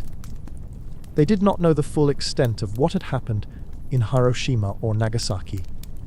Censorship remained in place. Rumors spread faster than facts. Some believed the Americans had unleashed a new kind of firebomb. Others whispered of poison gas, of divine punishment, of the end of the world. Hospitals overflowed. Cities braced for more attacks. And still, no word came from the government. Japan still hesitates, internal debate. Inside the imperial palace, the air was thick with tension. Japan's highest leaders, military commanders, cabinet ministers, and imperial advisors gathered in hushed, urgent meetings. Their faces drawn, their voices low. The devastation of Hiroshima had stunned them. The obliteration of Nagasaki had followed with terrifying speed. And yet, even in the face of such annihilation, consensus eluded them. The Supreme War Council, known as the Big Six, was deadlocked. Half of its members, including Prime Minister Suzuki and Foreign Minister Taug, believed surrender was the only option left. They argued that Japan's cities were in ruins, its people starving, its military exhausted. They feared not only further atomic attacks, but also the collapse of the nation itself. But the other half, led by War Minister Anami and senior military officials, refused to yield. They insisted on fighting to the bitter end, invoking the Bushido Code and the honor of the emperor. They believed that if Japan could inflict enough casualties in a final homeland defense, it might secure better surrender terms, perhaps even preserve the imperial institution. The Emperor Hirohito remained silent. His voice, rarely heard in public, carried immense weight, but he had not yet spoken. And so the debate dragged on, hour after hour, day after day, while the nation burned and bled. Messages from Hiroshima and Nagasaki were fragmented, censored, or disbelieved. Some officials questioned whether the destruction had truly come from a single bomb. Others clung to the hope that the Soviet Union, still officially neutral, might mediate a peace with the Allies. They had sent feelers through Moscow, hoping for a diplomatic lifeline, but that hope was already dead. In the early hours of August 9, 1945, just hours before the bombing of Nagasaki, the Soviet Union shattered its neutrality. Without warning, over 1.5 million Soviet troops surged across the borders of Manchuria, launching a massive assault on Japanese forces in the region. Tanks rolled through the plains. Paratroopers descended from the skies. Entire divisions of the once feared Kwantung Army were overwhelmed in days. The Red Army advanced with brutal efficiency, cutting through Japanese defenses like a blade through silk. Soviet Union declares war on Japan. The Soviet Union's declaration of war on Japan came like a thunderclap in the dark, unexpected, overwhelming, and devastating in its implications. For years, Japan had relied on a fragile neutrality pact with the USSR, signed in 1941, to secure its northern flank while it waged war across the Pacific and mainland Asia. That pact had allowed Tokyo to concentrate its forces against the United States, Britain, and China, confident that the Soviet Union would remain a distant, silent observer. But that illusion shattered in the early hours of August 9th, 1945. At precisely midnight, Moscow time, the Soviet Union formally renounced its neutrality and declared war on Japan. Within hours, over 1.5 million Soviet troops surged across the borders of Japanese occupied Manchuria, launching a massive, multi-pronged assault that would become one of the most rapid and overwhelming offensives in modern military history. The Red Army, battle, hardened from years of brutal combat on the Eastern Front, advanced with terrifying speed and precision. Tanks rolled across the plains. Artillery thundered through the mountains. Paratroopers descended behind enemy lines. The Japanese Kwantung Army, once considered one of the most formidable forces in the imperial arsenal, was caught completely off guard. Its ranks were under-equipped, undermanned, and demoralized. Within days, entire divisions were encircled, overrun, or forced to surrender. The Soviet offensive was not limited to Manchuria. Simultaneous invasions were launched into northern Korea, southern Sakhalin, and the Kuril Islands. The Red Army moved with a clarity of purpose to crush Japanese resistance, to seize territory promised at Yalta, and to ensure a Soviet presence in the post-war balance of power in East Asia. The speed of the advance was staggering. Cities fell in hours. Rail lines were severed. Japanese command structures collapsed. Civilians fled in panic.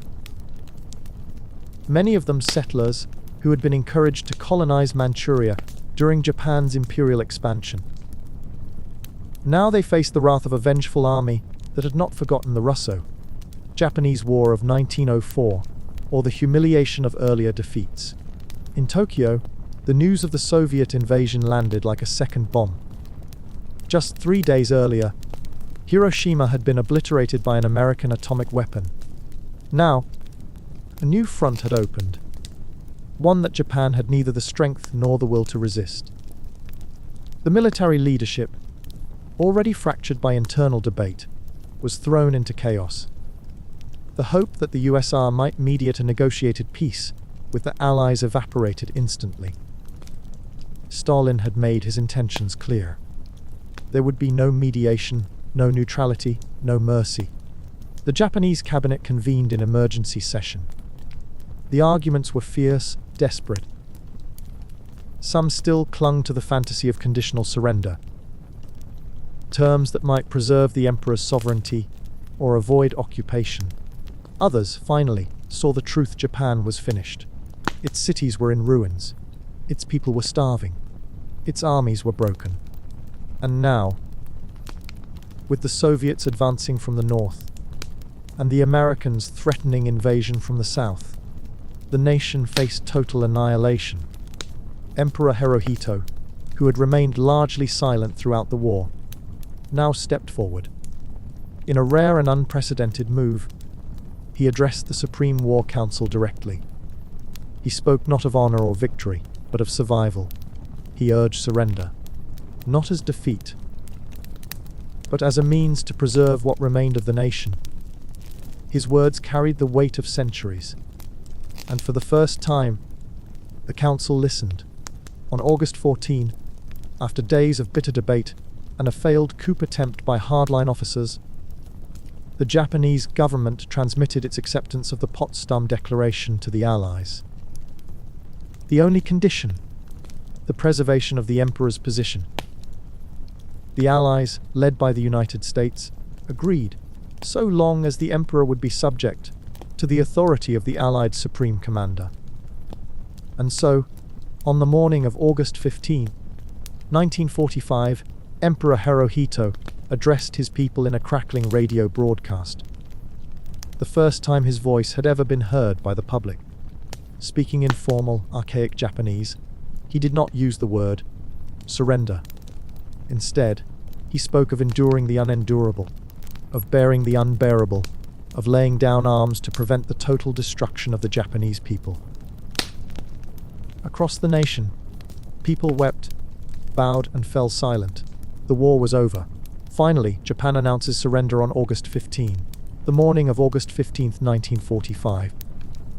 Dawned heavy with anticipation. Across Japan, a strange, uneasy stillness settled over cities and villages alike. Rumors had been swirling for days. Of a new, terrible weapon, of cities reduced to ash, of Soviet armies pouring into Manchuria. But no official word had come. The people waited, breath held, for something, anything, that might explain the silence from Tokyo. And then, at precisely noon, the airwaves crackled to life. The voice that followed was unfamiliar to nearly every Japanese citizen. It was high, formal, and distant, speaking in an archaic court, dialect that few could fully understand. But the weight of the moment was unmistakable. For the first time in history, the Emperor of Japan, Hirohito, the living embodiment of the divine in the eyes of his people, was speaking directly to them. The broadcast had been recorded the night before, in secret, within the fortified walls of the imperial palace. 2 phonograph discs had been cut, hidden from a faction of military officers who, upon learning of the surrender, attempted a last-minute coup to prevent the speech from being aired. They stormed the palace, searching for the recordings, but failed to find them. Loyal officials smuggled the discs out in a laundry basket, hiding them beneath layers of documents and decoys. The coup collapsed before dawn. The broadcast was saved. And so, at noon on August 15, the Japanese people gathered around radios in homes, schools, factories, and bomb shelters. Many wore formal clothing, as if attending a funeral. Others knelt in silence, heads bowed. The national anthem played. Then came the voice. In his speech, later known as the Gyokuan Has, or dual voice broadcast, Emperor Hirohito did not use the word surrender. Instead, he spoke of accepting the terms of the Allies, joint declaration, of enduring the unendurable, of suffering what is insufferable. He cited the use of new and most cruel bomb, and warned that continued resistance would lead not only to the collapse of the Japanese nation, but to the extinction of human civilization. His words were measured, sorrowful, and resolute. For many listeners, the meaning was not immediately clear. The language was so formal, so removed from everyday speech, that some did not realize what had been said. But as the broadcast ended and announcers clarified the message, the truth settled over the nation like a shroud. The war was over. Japan had surrendered. In the streets, there was no celebration. There was only silence. Some wept. Others stared blankly at the ground.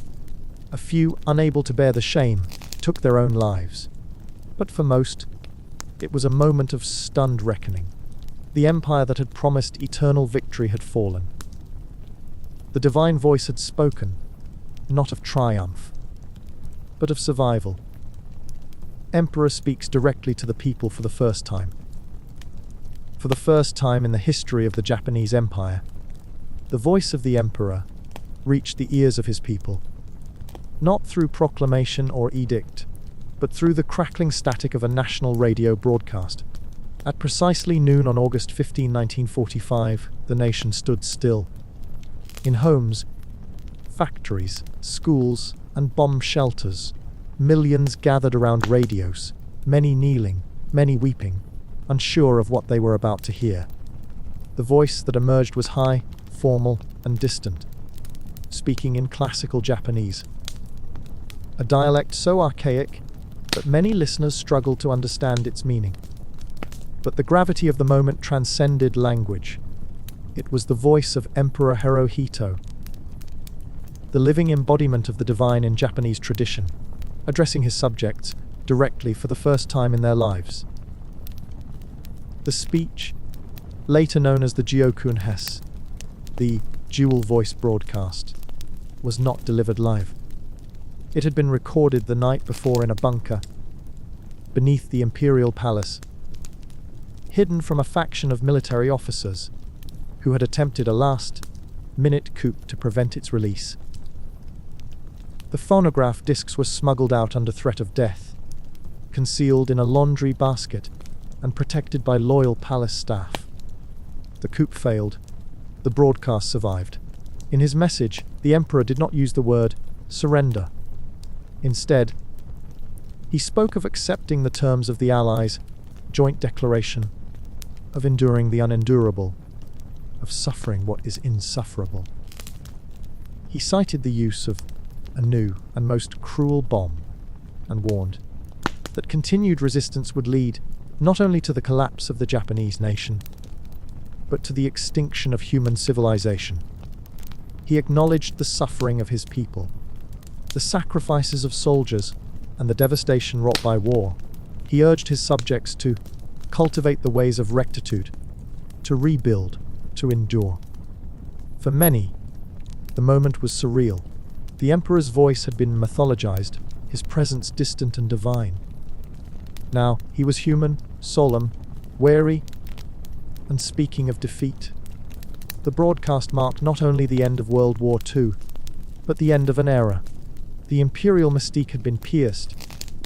The war was over. But for the survivors of Hiroshima and Nagasaki, the end of the war was only the beginning of a new kind of suffering.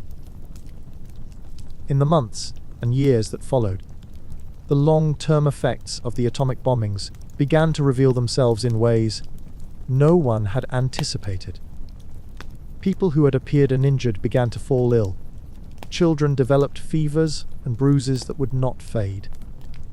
Hair fell out in clumps. Gums bled. Wounds that had seemed to heal reopened.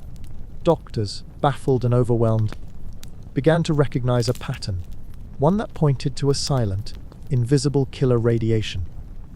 Leukemia rates among survivors, especially children, began to rise sharply within 2 years of the bombings. It was the first and most immediate of the radiation-induced illnesses, a cancer of the blood that struck without warning and progressed rapidly. In the decades that followed, other cancers, thyroid, breast, lung, would emerge at higher rates among the Habakusha, the bomb-affected people. But the scars were not only internal. Many survivors bore keloids, raised rope-like scars that formed over severe burns. These disfiguring growths, often bright red and painful, became a visible marker of survival and of stigma. Those with keloids were often shunned, feared, or pitied. They became living reminders of the bomb's legacy. And then there was the quiet grief of infertility. Radiation damaged reproductive organs, disrupted hormones, and led to miscarriages, stillbirths, and sterility. Young women who had survived the blast found themselves unable to conceive. Men discovered they were no longer fertile. Couples who had endured the war together now faced a future without children. The bomb had not only taken lives, it had stolen futures. The long-term effects of the atomic bombings did not end with the physical destruction of Hiroshima and Nagasaki. They lingered in the bodies of survivors, in the marrow of their bones, in the silence of their futures. Radiation exposure left a legacy that unfolded slowly, insidiously, over years and decades. Leukemia was among the earliest and most devastating of these effects. Within 2 years of the bombings, doctors began to notice a sharp increase in cases, particularly among children who had been within a few kilometers of the hypercenter. The disease struck swiftly and often fatally, overwhelming the already fragile health infrastructure. Survivors who had seemed unharmed began to fall ill, pale, feverish, bruised without cause. The connection to radiation was not immediately understood, but the pattern was undeniable. Over time, other cancers followed: thyroid, breast, lung, stomach. The atomic bomb had not only killed in an instant, it had planted seeds of death that would bloom for generations. Then there were the keloid scars, raised, rope-like growths that formed over deep burns. These scars were not just painful, they were disfiguring. They twisted across faces, arms, backs, bright red and swollen, often requiring multiple surgeries to manage. For many survivors, especially young women, keloids became a source of deep shame. They marked the body as a witness to horror, and in a society that prized physical modesty and conformity, they became a barrier to marriage, employment, and social acceptance. Some survivors underwent painful skin grafts, others simply hid, behind long sleeves, behind closed doors, behind silence. Infertility was another cruel legacy. Radiation damaged reproductive organs, disrupted hormonal balances, and led to miscarriages, stillbirths, and sterility. Young women who had survived the blast found themselves unable to conceive. Men discovered they were no longer fertile. Couples who had endured the war together now faced a future without children. The bomb had not only taken lives, it had stolen the ability to create new ones. And for those who did have children, there was fear. Fear of birth defects, of inherited mutations, of passing on the invisible scars of radiation. But perhaps the most enduring wound was not physical, it was social. In post-war Japan, Hibakusha, the survivors of the atomic bombings, faced a quiet, pervasive stigma. They were seen as damaged, as dangerous, as reminders of a shameful past. Employers hesitated to hire them. Families discouraged their children from marrying them. Insurance companies denied them coverage. The government offered limited support, and society offered even less. Many survivors chose to remain silent about their experiences, fearing discrimination, rejection, or pity. They buried their pain, their memories, their medical histories. Some never told their spouses. Others never told their children. The silence became generational. The social stigma faced by Hibakusha, survivors of the atomic bombings, was not merely a cultural footnote. It was a second wound, inflicted not by radiation or fire, but by silence and suspicion. In post-war Japan, where conformity and social harmony were prized above all, those who bore the physical and psychological scars of Hiroshima and Nagasaki were often seen as tainted. Employers hesitated to hire them, fearing illness or early death. Prospective spouses were warned away, haunted by rumors of genetic damage and infertility. Insurance companies denied coverage. Landlords turned them away. Even neighbors, once close, grew distant. This discrimination was not always overt. It was whispered, implied, institutionalized. Survivors learned to hide their status. Many never registered for government aid, fearing exposure. Others moved to new cities, changed their names, buried their pasts.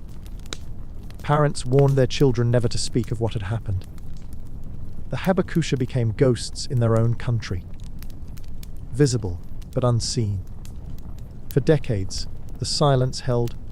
It was reinforced by shame, by fear, by the trauma of reliving the moment. Some survivors had no words for what they had witnessed. Others had too many.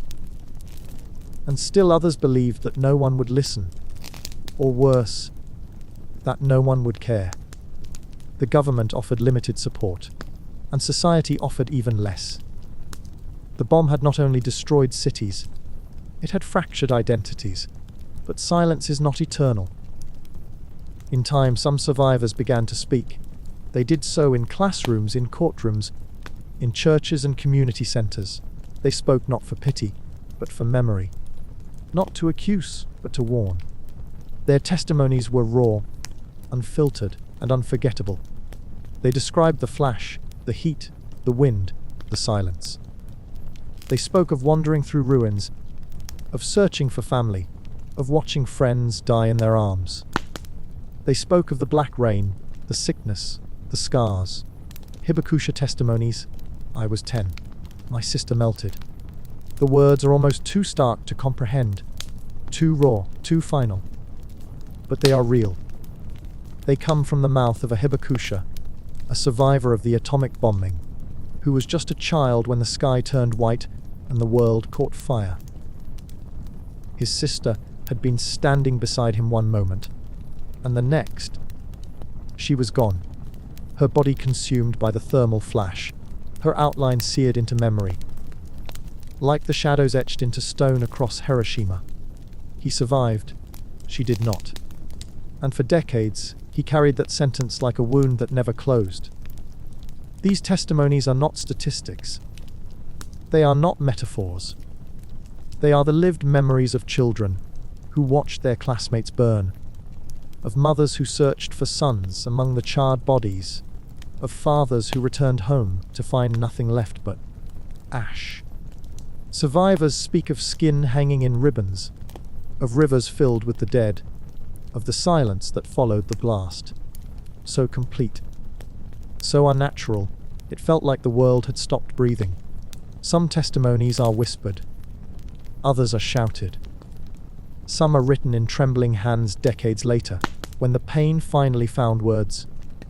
They speak of guilt, survivor's guilt, the guilt of not being able to save a sibling, a friend, a stranger. They speak of dreams haunted by fire, of the smell of burning flesh that never quite leaves the nose. They speak of the moment the bomb fell, and everything that came after. And yet, from this devastation, some survivors found purpose. They stood before classrooms, courtrooms, and world leaders, bearing witness so that history would not forget. They became activists for peace, traveling the globe to speak against nuclear weapons, to plead for disarmament, to ensure that no other child would ever have to say, "My sister melted." But not all could speak. For many, the pain was too deep, the memories too jagged. They lived quietly, carrying their grief in silence, their scars hidden beneath long sleeves and polite smiles. They raised families, worked jobs, and moved through life with a part of themselves forever frozen in 1945. Some become activists for peace, others live with quiet pain. In the aftermath of Hiroshima and Nagasaki, the survivors, Hibakusha, faced a choice that was never really a choice at all: to speak or to remain silent. For many, silence was survival. They bore their scars in private, concealed their status from employers, neighbors, even their own children. They feared rejection, discrimination, and the reopening of wounds that had never truly healed. Their pain was not just physical, it was existential.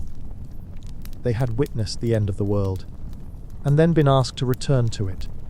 But others, slowly, defiantly, chose to speak.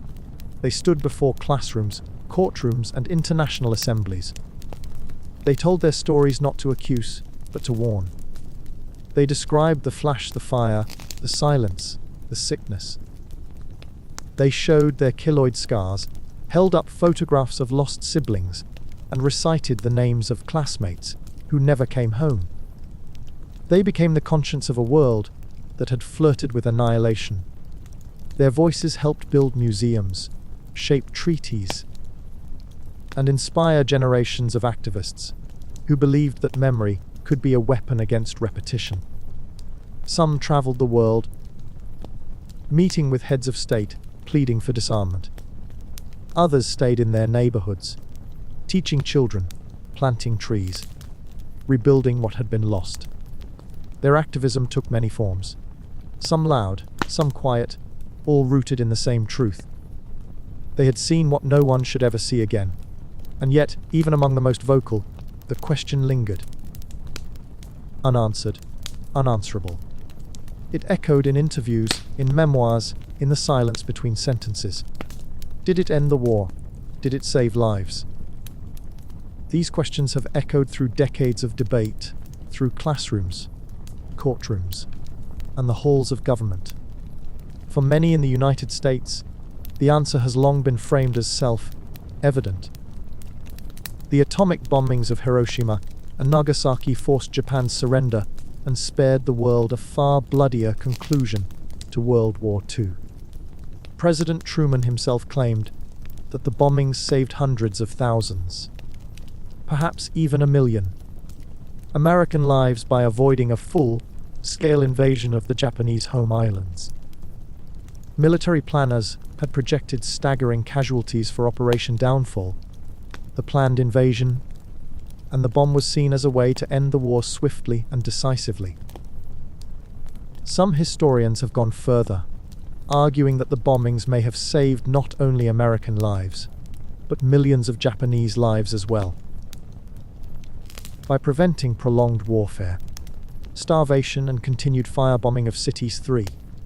Others, however, challenge this narrative. They point out that Japan's military was already crippled, its cities devastated, its navy sunk, and its people starving. The US had imposed a naval blockade, and conventional bombing had already reduced much of urban Japan to rubble. Was the bomb truly necessary to end the war, or was it a demonstration of power aimed as much at the Soviet Union as at Japan? The debate is not merely academic. It touches on the ethics of warfare, the limits of military necessity, and the human cost of technological power. Survivors of the bombings, Habakusha, have long questioned the justification. They ask whether their suffering was truly the only path to peace, or whether it was a choice made without fully exploring alternatives. Some US military leaders at the time, including General Eisenhower and Admiral Leahy, expressed doubts about the bomb's necessity. And in the years since, declassified documents and historical analyses have added complexity to the story. Because behind the question of whether the bomb ended the war lies a deeper, more unsettling one. Was Japan already going to surrender? Point 5. The question, was Japan already going to surrender, has haunted historians, ethicists, and survivors for decades. It is a question tangled in nuance, shadowed by secrecy, and shaped by the fog of war. And like so much about the final days of World War II, the answer depends on where one begins the story, and what one chooses to see. By the summer of 1945, Japan was undeniably on the brink. Its navy was shattered, its air force crippled, its cities reduced to ash by relentless firebombing. The civilian population was starving. The economy had collapsed. And yet, the government had not surrendered. Within the Supreme War Council, the 6-man body that effectively ruled Japan, there was deep division. 3 members, including Foreign Minister Shigenori Toge, favored ending the war. The other 3, including War Minister Korechika Anami, insisted on fighting to the bitter end. Without unanimity, no decision could be made. There were signs of movement. In July, Japan sent diplomatic overtures, peace feelers, through the then neutral Soviet Union, hoping Moscow might mediate a negotiated end to the war. But these overtures were vague, unofficial, and carefully worded to preserve Japan's core demands, chiefly the retention of the emperor and the imperial system. The Allies, meanwhile, had issued the Potsdam Declaration, demanding unconditional surrender. Japan did not respond. Some historians argue that Japan was already seeking peace, and that the bombings were unnecessary.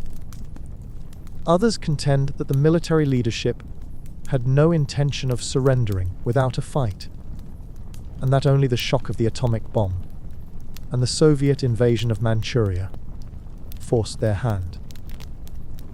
The truth may lie somewhere in between, a government paralyzed by internal conflict, a peace faction too weak to act, and a military leadership clinging to the hope of a better deal. What is clear is that the bombings of Hiroshima and Nagasaki and the Soviet entry into the war shattered the deadlock. Emperor Hirohito intervened directly, breaking the tie and ordering surrender. But whether that surrender was inevitable, or whether it was hastened, or even made possible by the bomb, remains a matter of fierce debate. Arguments then and now, no moral clarity. From the moment the mushroom clouds rose over Hiroshima and Nagasaki, the moral debate began. And it has never truly ended. In 1945, many Americans saw the atomic bombings as a grim necessity, a final act to end a brutal war. The prevailing narrative emphasized lives savored the bomb.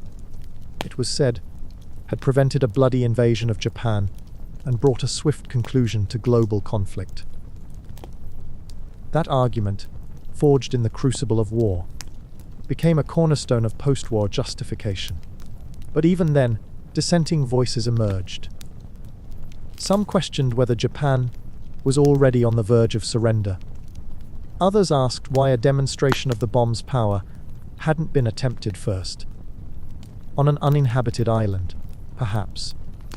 Still others pointed to the targeting of civilian populations and wondered whether the line between military strategy and atrocity had been crossed.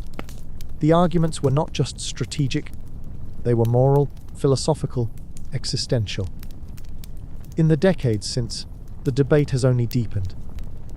Historians have unearthed documents, diaries, and transcripts that complicate the official story. Some argue that the bombings were as much about sending a message to the Soviet Union as they were about defeating Japan. Others contend that racism played a role in the willingness to use such a weapon against an Asian population. Still others maintain that, regardless of intent, the sheer scale of civilian suffering demands moral reckoning. There is no consensus. There never has been. The bombings exist in a space where history, memory, and morality collide, where facts are filtered through grief, pride, guilt, and fear. For every argument that the bomb saved lives, there is a counter-argument that it was a crime against humanity. For every assertion of necessity, a plea for alternatives. The debate is not just about what happened, but about what it meant, and what it means still.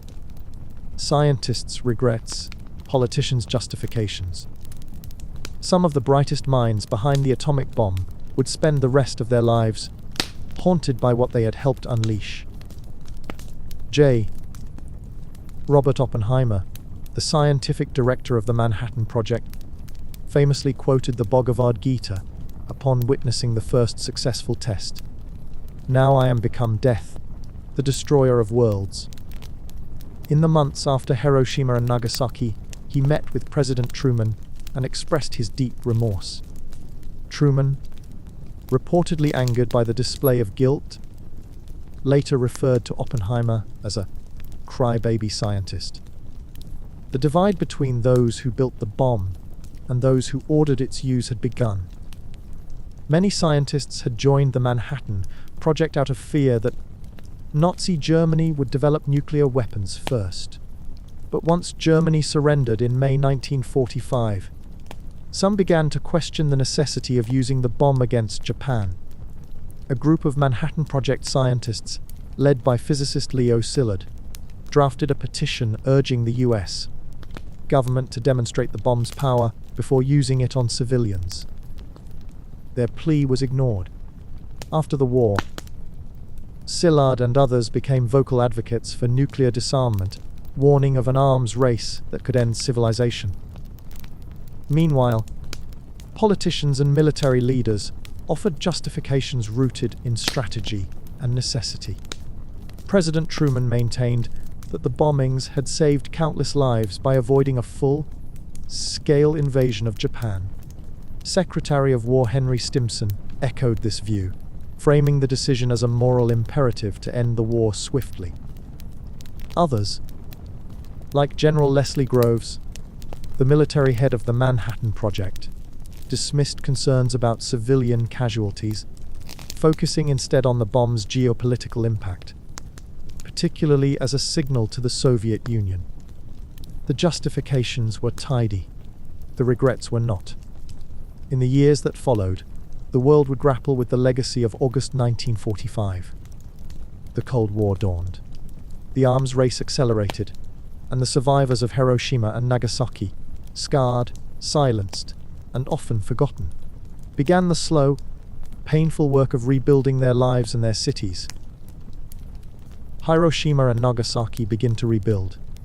In the wake of unimaginable devastation, the people of Hiroshima and Nagasaki faced a task that seemed insurmountable: to rebuild not just cities, but lives, identities, and futures. The bombings had reduced entire neighborhoods to ash, obliterated infrastructure, and left tens of thousands dead or dying. Yet, amid the ruins, survivors began to clear rubble, tend to the wounded, and reimagine what their cities could become. In Hiroshima, the initial recovery was slow but determined. By March 1946, much of the debris had been cleared, and buildings that had survived the blast were either demolished or repurposed.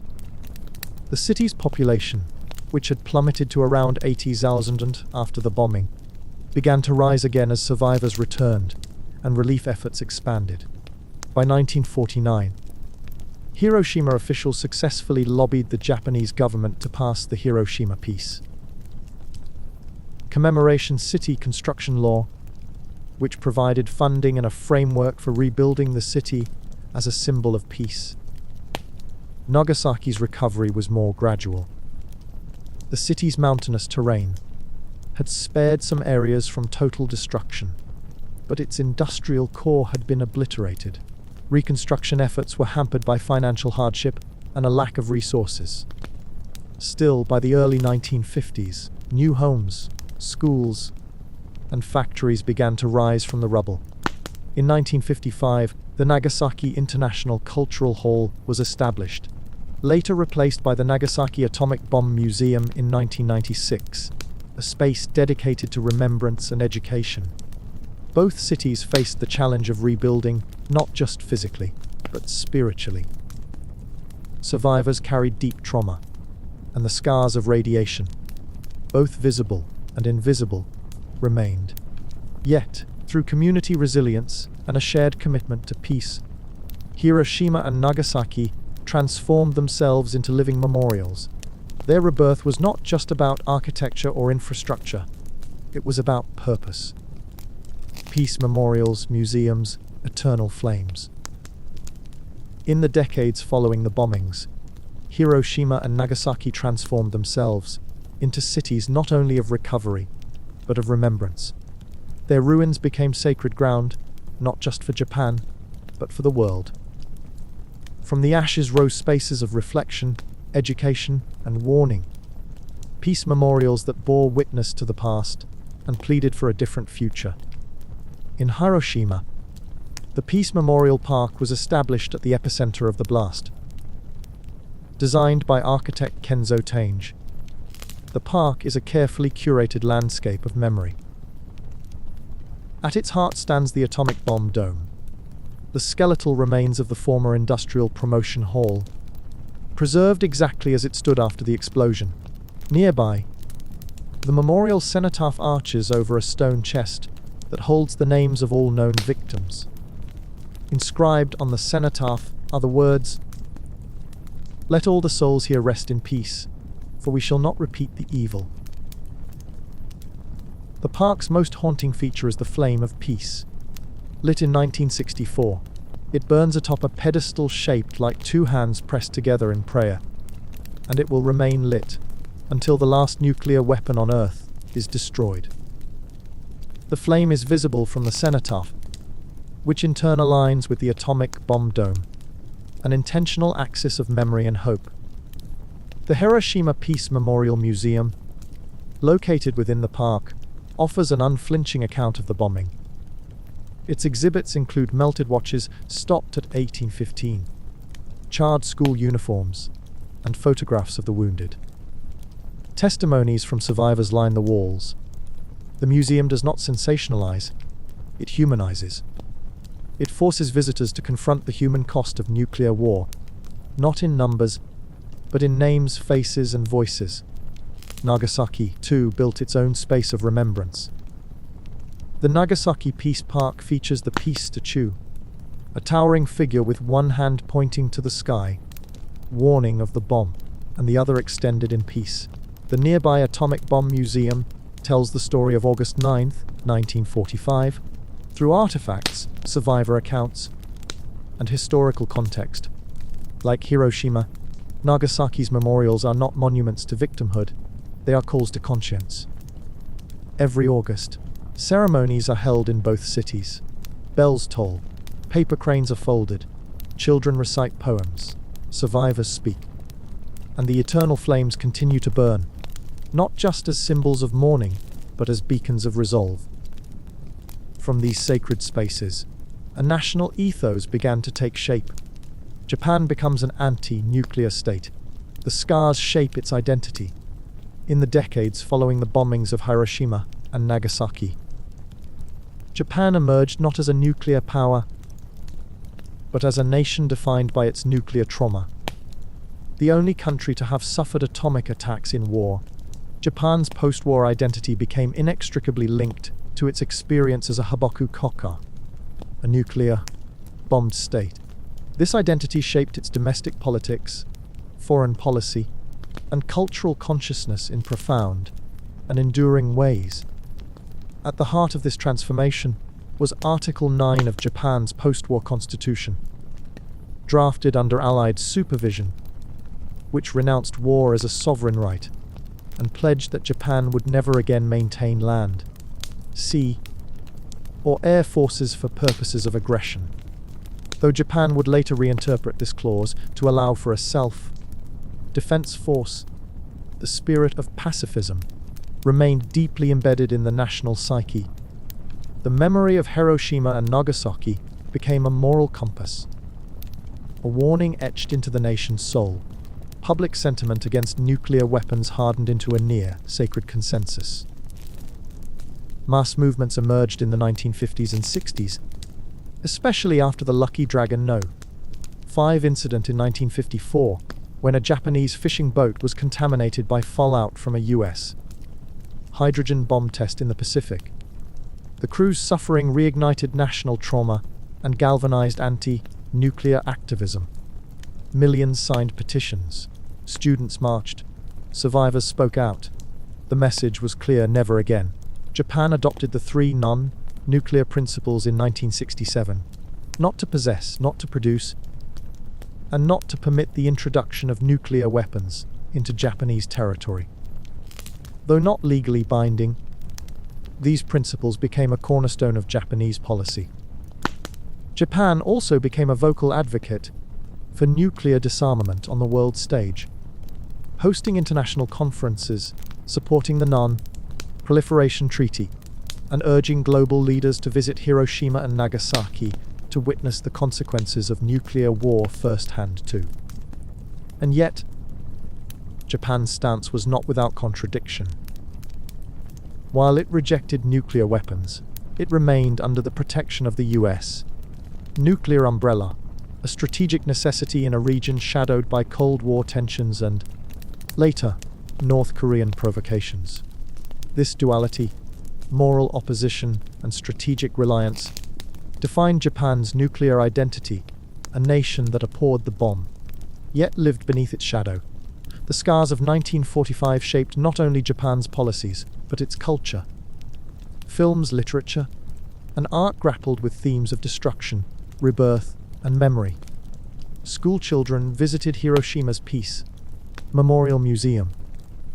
Survivors shared their testimonies with new generations. The flame of peace burned on, a symbol of both mourning and resolve. But while Japan turned inward to reckon with its past, the world around it was changing. Across the Pacific and beyond the Iron Curtain, a new kind of conflict was taking shape, one not fought with armies, but with arsenals. Cold War begins, arms race ignited. The end of World War II did not bring peace. It marked the beginning of a new kind of conflict, one not fought on battlefields but in laboratories, missile silos, and the minds of policymakers. The Cold War emerged from the ashes of global war as the United States and the Soviet Union, former allies, became ideological adversaries. Democracy and capitalism on one side, communism and authoritarianism on the other. Suspicion, rivalry, and fear defined their relationship, and nowhere was that tension more visible than in the race to dominate the nuclear frontier. The United States had detonated the first atomic bombs in 1945, establishing a brief monopoly on nuclear power. But that monopoly shattered in 1949, when the Soviet Union successfully tested its own atomic bomb, codenamed First Lightning.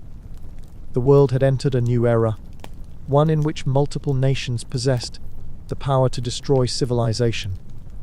The arms race had begun. Each side scrambled to outpace the other. In 1952, the US tested the first hydrogen bomb, a thermonuclear device 1,000 times more powerful than the bombs dropped on Japan. The Soviets followed with their own hydrogen bomb in 1953. The logic of deterrence took hold. If both sides could annihilate each other, neither would dare strike first. This doctrine, mutually assured destruction, or MAD, became the grim foundation of global security. But deterrence demanded credibility, and credibility meant more bombs, bigger bombs, faster delivery systems. The US and USSR poured billions into research and development. Intercontinental ballistic missiles, ICBMs, were deployed. Submarines prowled the oceans with nuclear payloads. Bombers circled the skies, ready to strike at a moment's notice.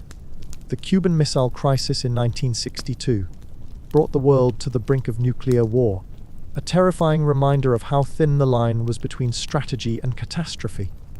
By the 1970s, both superpowers had amassed arsenals so vast they could destroy the planet many times over. Treaties like SALT and START attempted to slow the build-up, but the momentum of the arms race proved difficult to reverse. The logic of escalation had taken root. From 2 bombs to thousands, what began with the destruction of Hiroshima and Nagasaki quickly escalated into a global stockpile of apocalyptic proportions. In 1945, the United States stood alone as the sole nuclear power, but that monopoly was short-lived. By 1949, the Soviet Union had detonated its first atomic bomb, and the nuclear arms race was underway. The logic of deterrence, mutually assured destruction, demanded not just parity, but overwhelming capability. Each side sought to outbuild, outmatch, and outmaneuver the other. The numbers spiraled. By the early 1960s, the US and USSR had amassed thousands of warheads, each capable of annihilating entire cities. The bombs grew more powerful, more compact, more precise. Thermonuclear weapons, hydrogen bombs, replaced the simpler atomic designs. Delivery systems evolved, from gravity bombs dropped by aircraft to intercontinental ballistic missiles, ICBMs, that could reach targets across the globe in under 30 minutes. Submarines prowled the oceans, armed with nuclear-tipped missiles, invisible and unstoppable. Bombers remained in the air, circling endlessly, ready to strike at a moment's notice. The sheer scale was staggering. By the mid-1980s, the global nuclear arsenal peaked at over 70,000 warheads. The world had gone from 2 bombs to thousands, enough to destroy human civilization many times over. And with each new weapon came new fears: accidental launches, miscommunications, rogue actors, system failures, The threat was no longer theoretical. It was woven into the fabric of daily life. Children practiced duck and cover drills beneath their desks. Sirens wailed in test runs. Fallout shelters were stocked with canned goods and gauge counters. The Cold War had become a psychological war as well. A war of nerves, of shadows, of countdown clocks, duck and cover drills, ICBMs, modern tensions. In the shadow of the Cold War, fear became routine. Across the United States and parts of Europe, schoolchildren were taught to dive beneath their desks at the flash of a nuclear explosion. Duck and cover, they called it. The drills were accompanied by animated films featuring Bert the Turtle, who cheerfully demonstrated how to survive a nuclear blast by hiding under a picnic blanket or crouching behind a curb. It was civil defense wrapped in cartoon logic, a coping mechanism for an unthinkable reality. The drills may have offered a sense of control, but they also normalized the idea that annihilation could arrive at any moment, without warning. Meanwhile, the arms race surged forward. Intercontinental ballistic missiles, ICBMs, became the new currency of power, sleek, silent, and capable of delivering nuclear warheads across continents in under 30 minutes. Submarines armed with ballistic missiles prowled the oceans, invisible and invulnerable. The doctrine of mutually assured destruction hardened into policy. The world lived under a hair trigger, where a false alarm or a misread radar blip could unleash the end of civilization. And though the Cold War officially ended with the collapse of the Soviet Union in 1991, the nuclear threat never vanished. Instead, it evolved. New tensions emerged between nuclear-armed states, between rising powers and old alliances, between rogue actors and fragile treaties. North Korea tested weapons. Iran's ambitions sparked global concern. Russia and the United States modernized their arsenals. China expanded its capabilities. The old fears returned, now with new faces. Yet through all of this, through decades of brinkmanship, near misses, and arms control negotiations, one fact has remained unchanged. Hiroshima and Nagasaki remain the only cities attacked with nuclear weapons. In the nearly 8 decades since August 1945, no other city has suffered what those two did. Despite the Cold War's fevered arms race, despite countless geopolitical crises, despite the proliferation of nuclear technology to new nations and unstable regimes, the world has, so far, held the line. The bomb has remained unused in war. That fact is both a testament to restraint and a chilling reminder of how close we've come. The reasons for this singularity are complex. The horror of Hiroshima and Nagasaki left an indelible mark on the global conscience. The images of charred ruins, of shadows burned into stone, of children with melted skin and mothers searching for lost sons, these became more than history. They became warning signs. The survivors, the Hibakusha, carried their stories across generations and borders, turning personal tragedy into global advocacy. Their voices helped shape treaties, inspire disarmament movements, and remind the world that nuclear war is not an abstraction. It is a human catastrophe. And yet, the threat has never vanished. The weapons remain, thousands of them, in silos and submarines, on hair, trigger alert. The doctrine of deterrence still governs military strategy. New technologies, cyber vulnerabilities, and shifting alliances have only added layers of complexity to an already fragile balance. The world has changed, but the bomb remains. That Hiroshima and Nagasaki stand alone is not a guarantee. It is a choice, renewed every day by leaders, diplomats, and citizens who remember what was lost. It is a fragile peace, built not on inevitability, but on memory. 1 minute, a city. The next, a shadow. That's how survivors described it. One moment, Hiroshima was a living city. children walking to school, merchants opening their shops, streetcars rattling along their tracks. The next, it was gone. A flash brighter than the sun. A roar that swallowed all sound. A wind that stripped flesh from bone. And then, silence. The transformation was instantaneous and total. Concrete buildings crumbled. Wooden homes ignited. People vanished, some vaporized. Others reduced to silhouettes burned into walls and steps.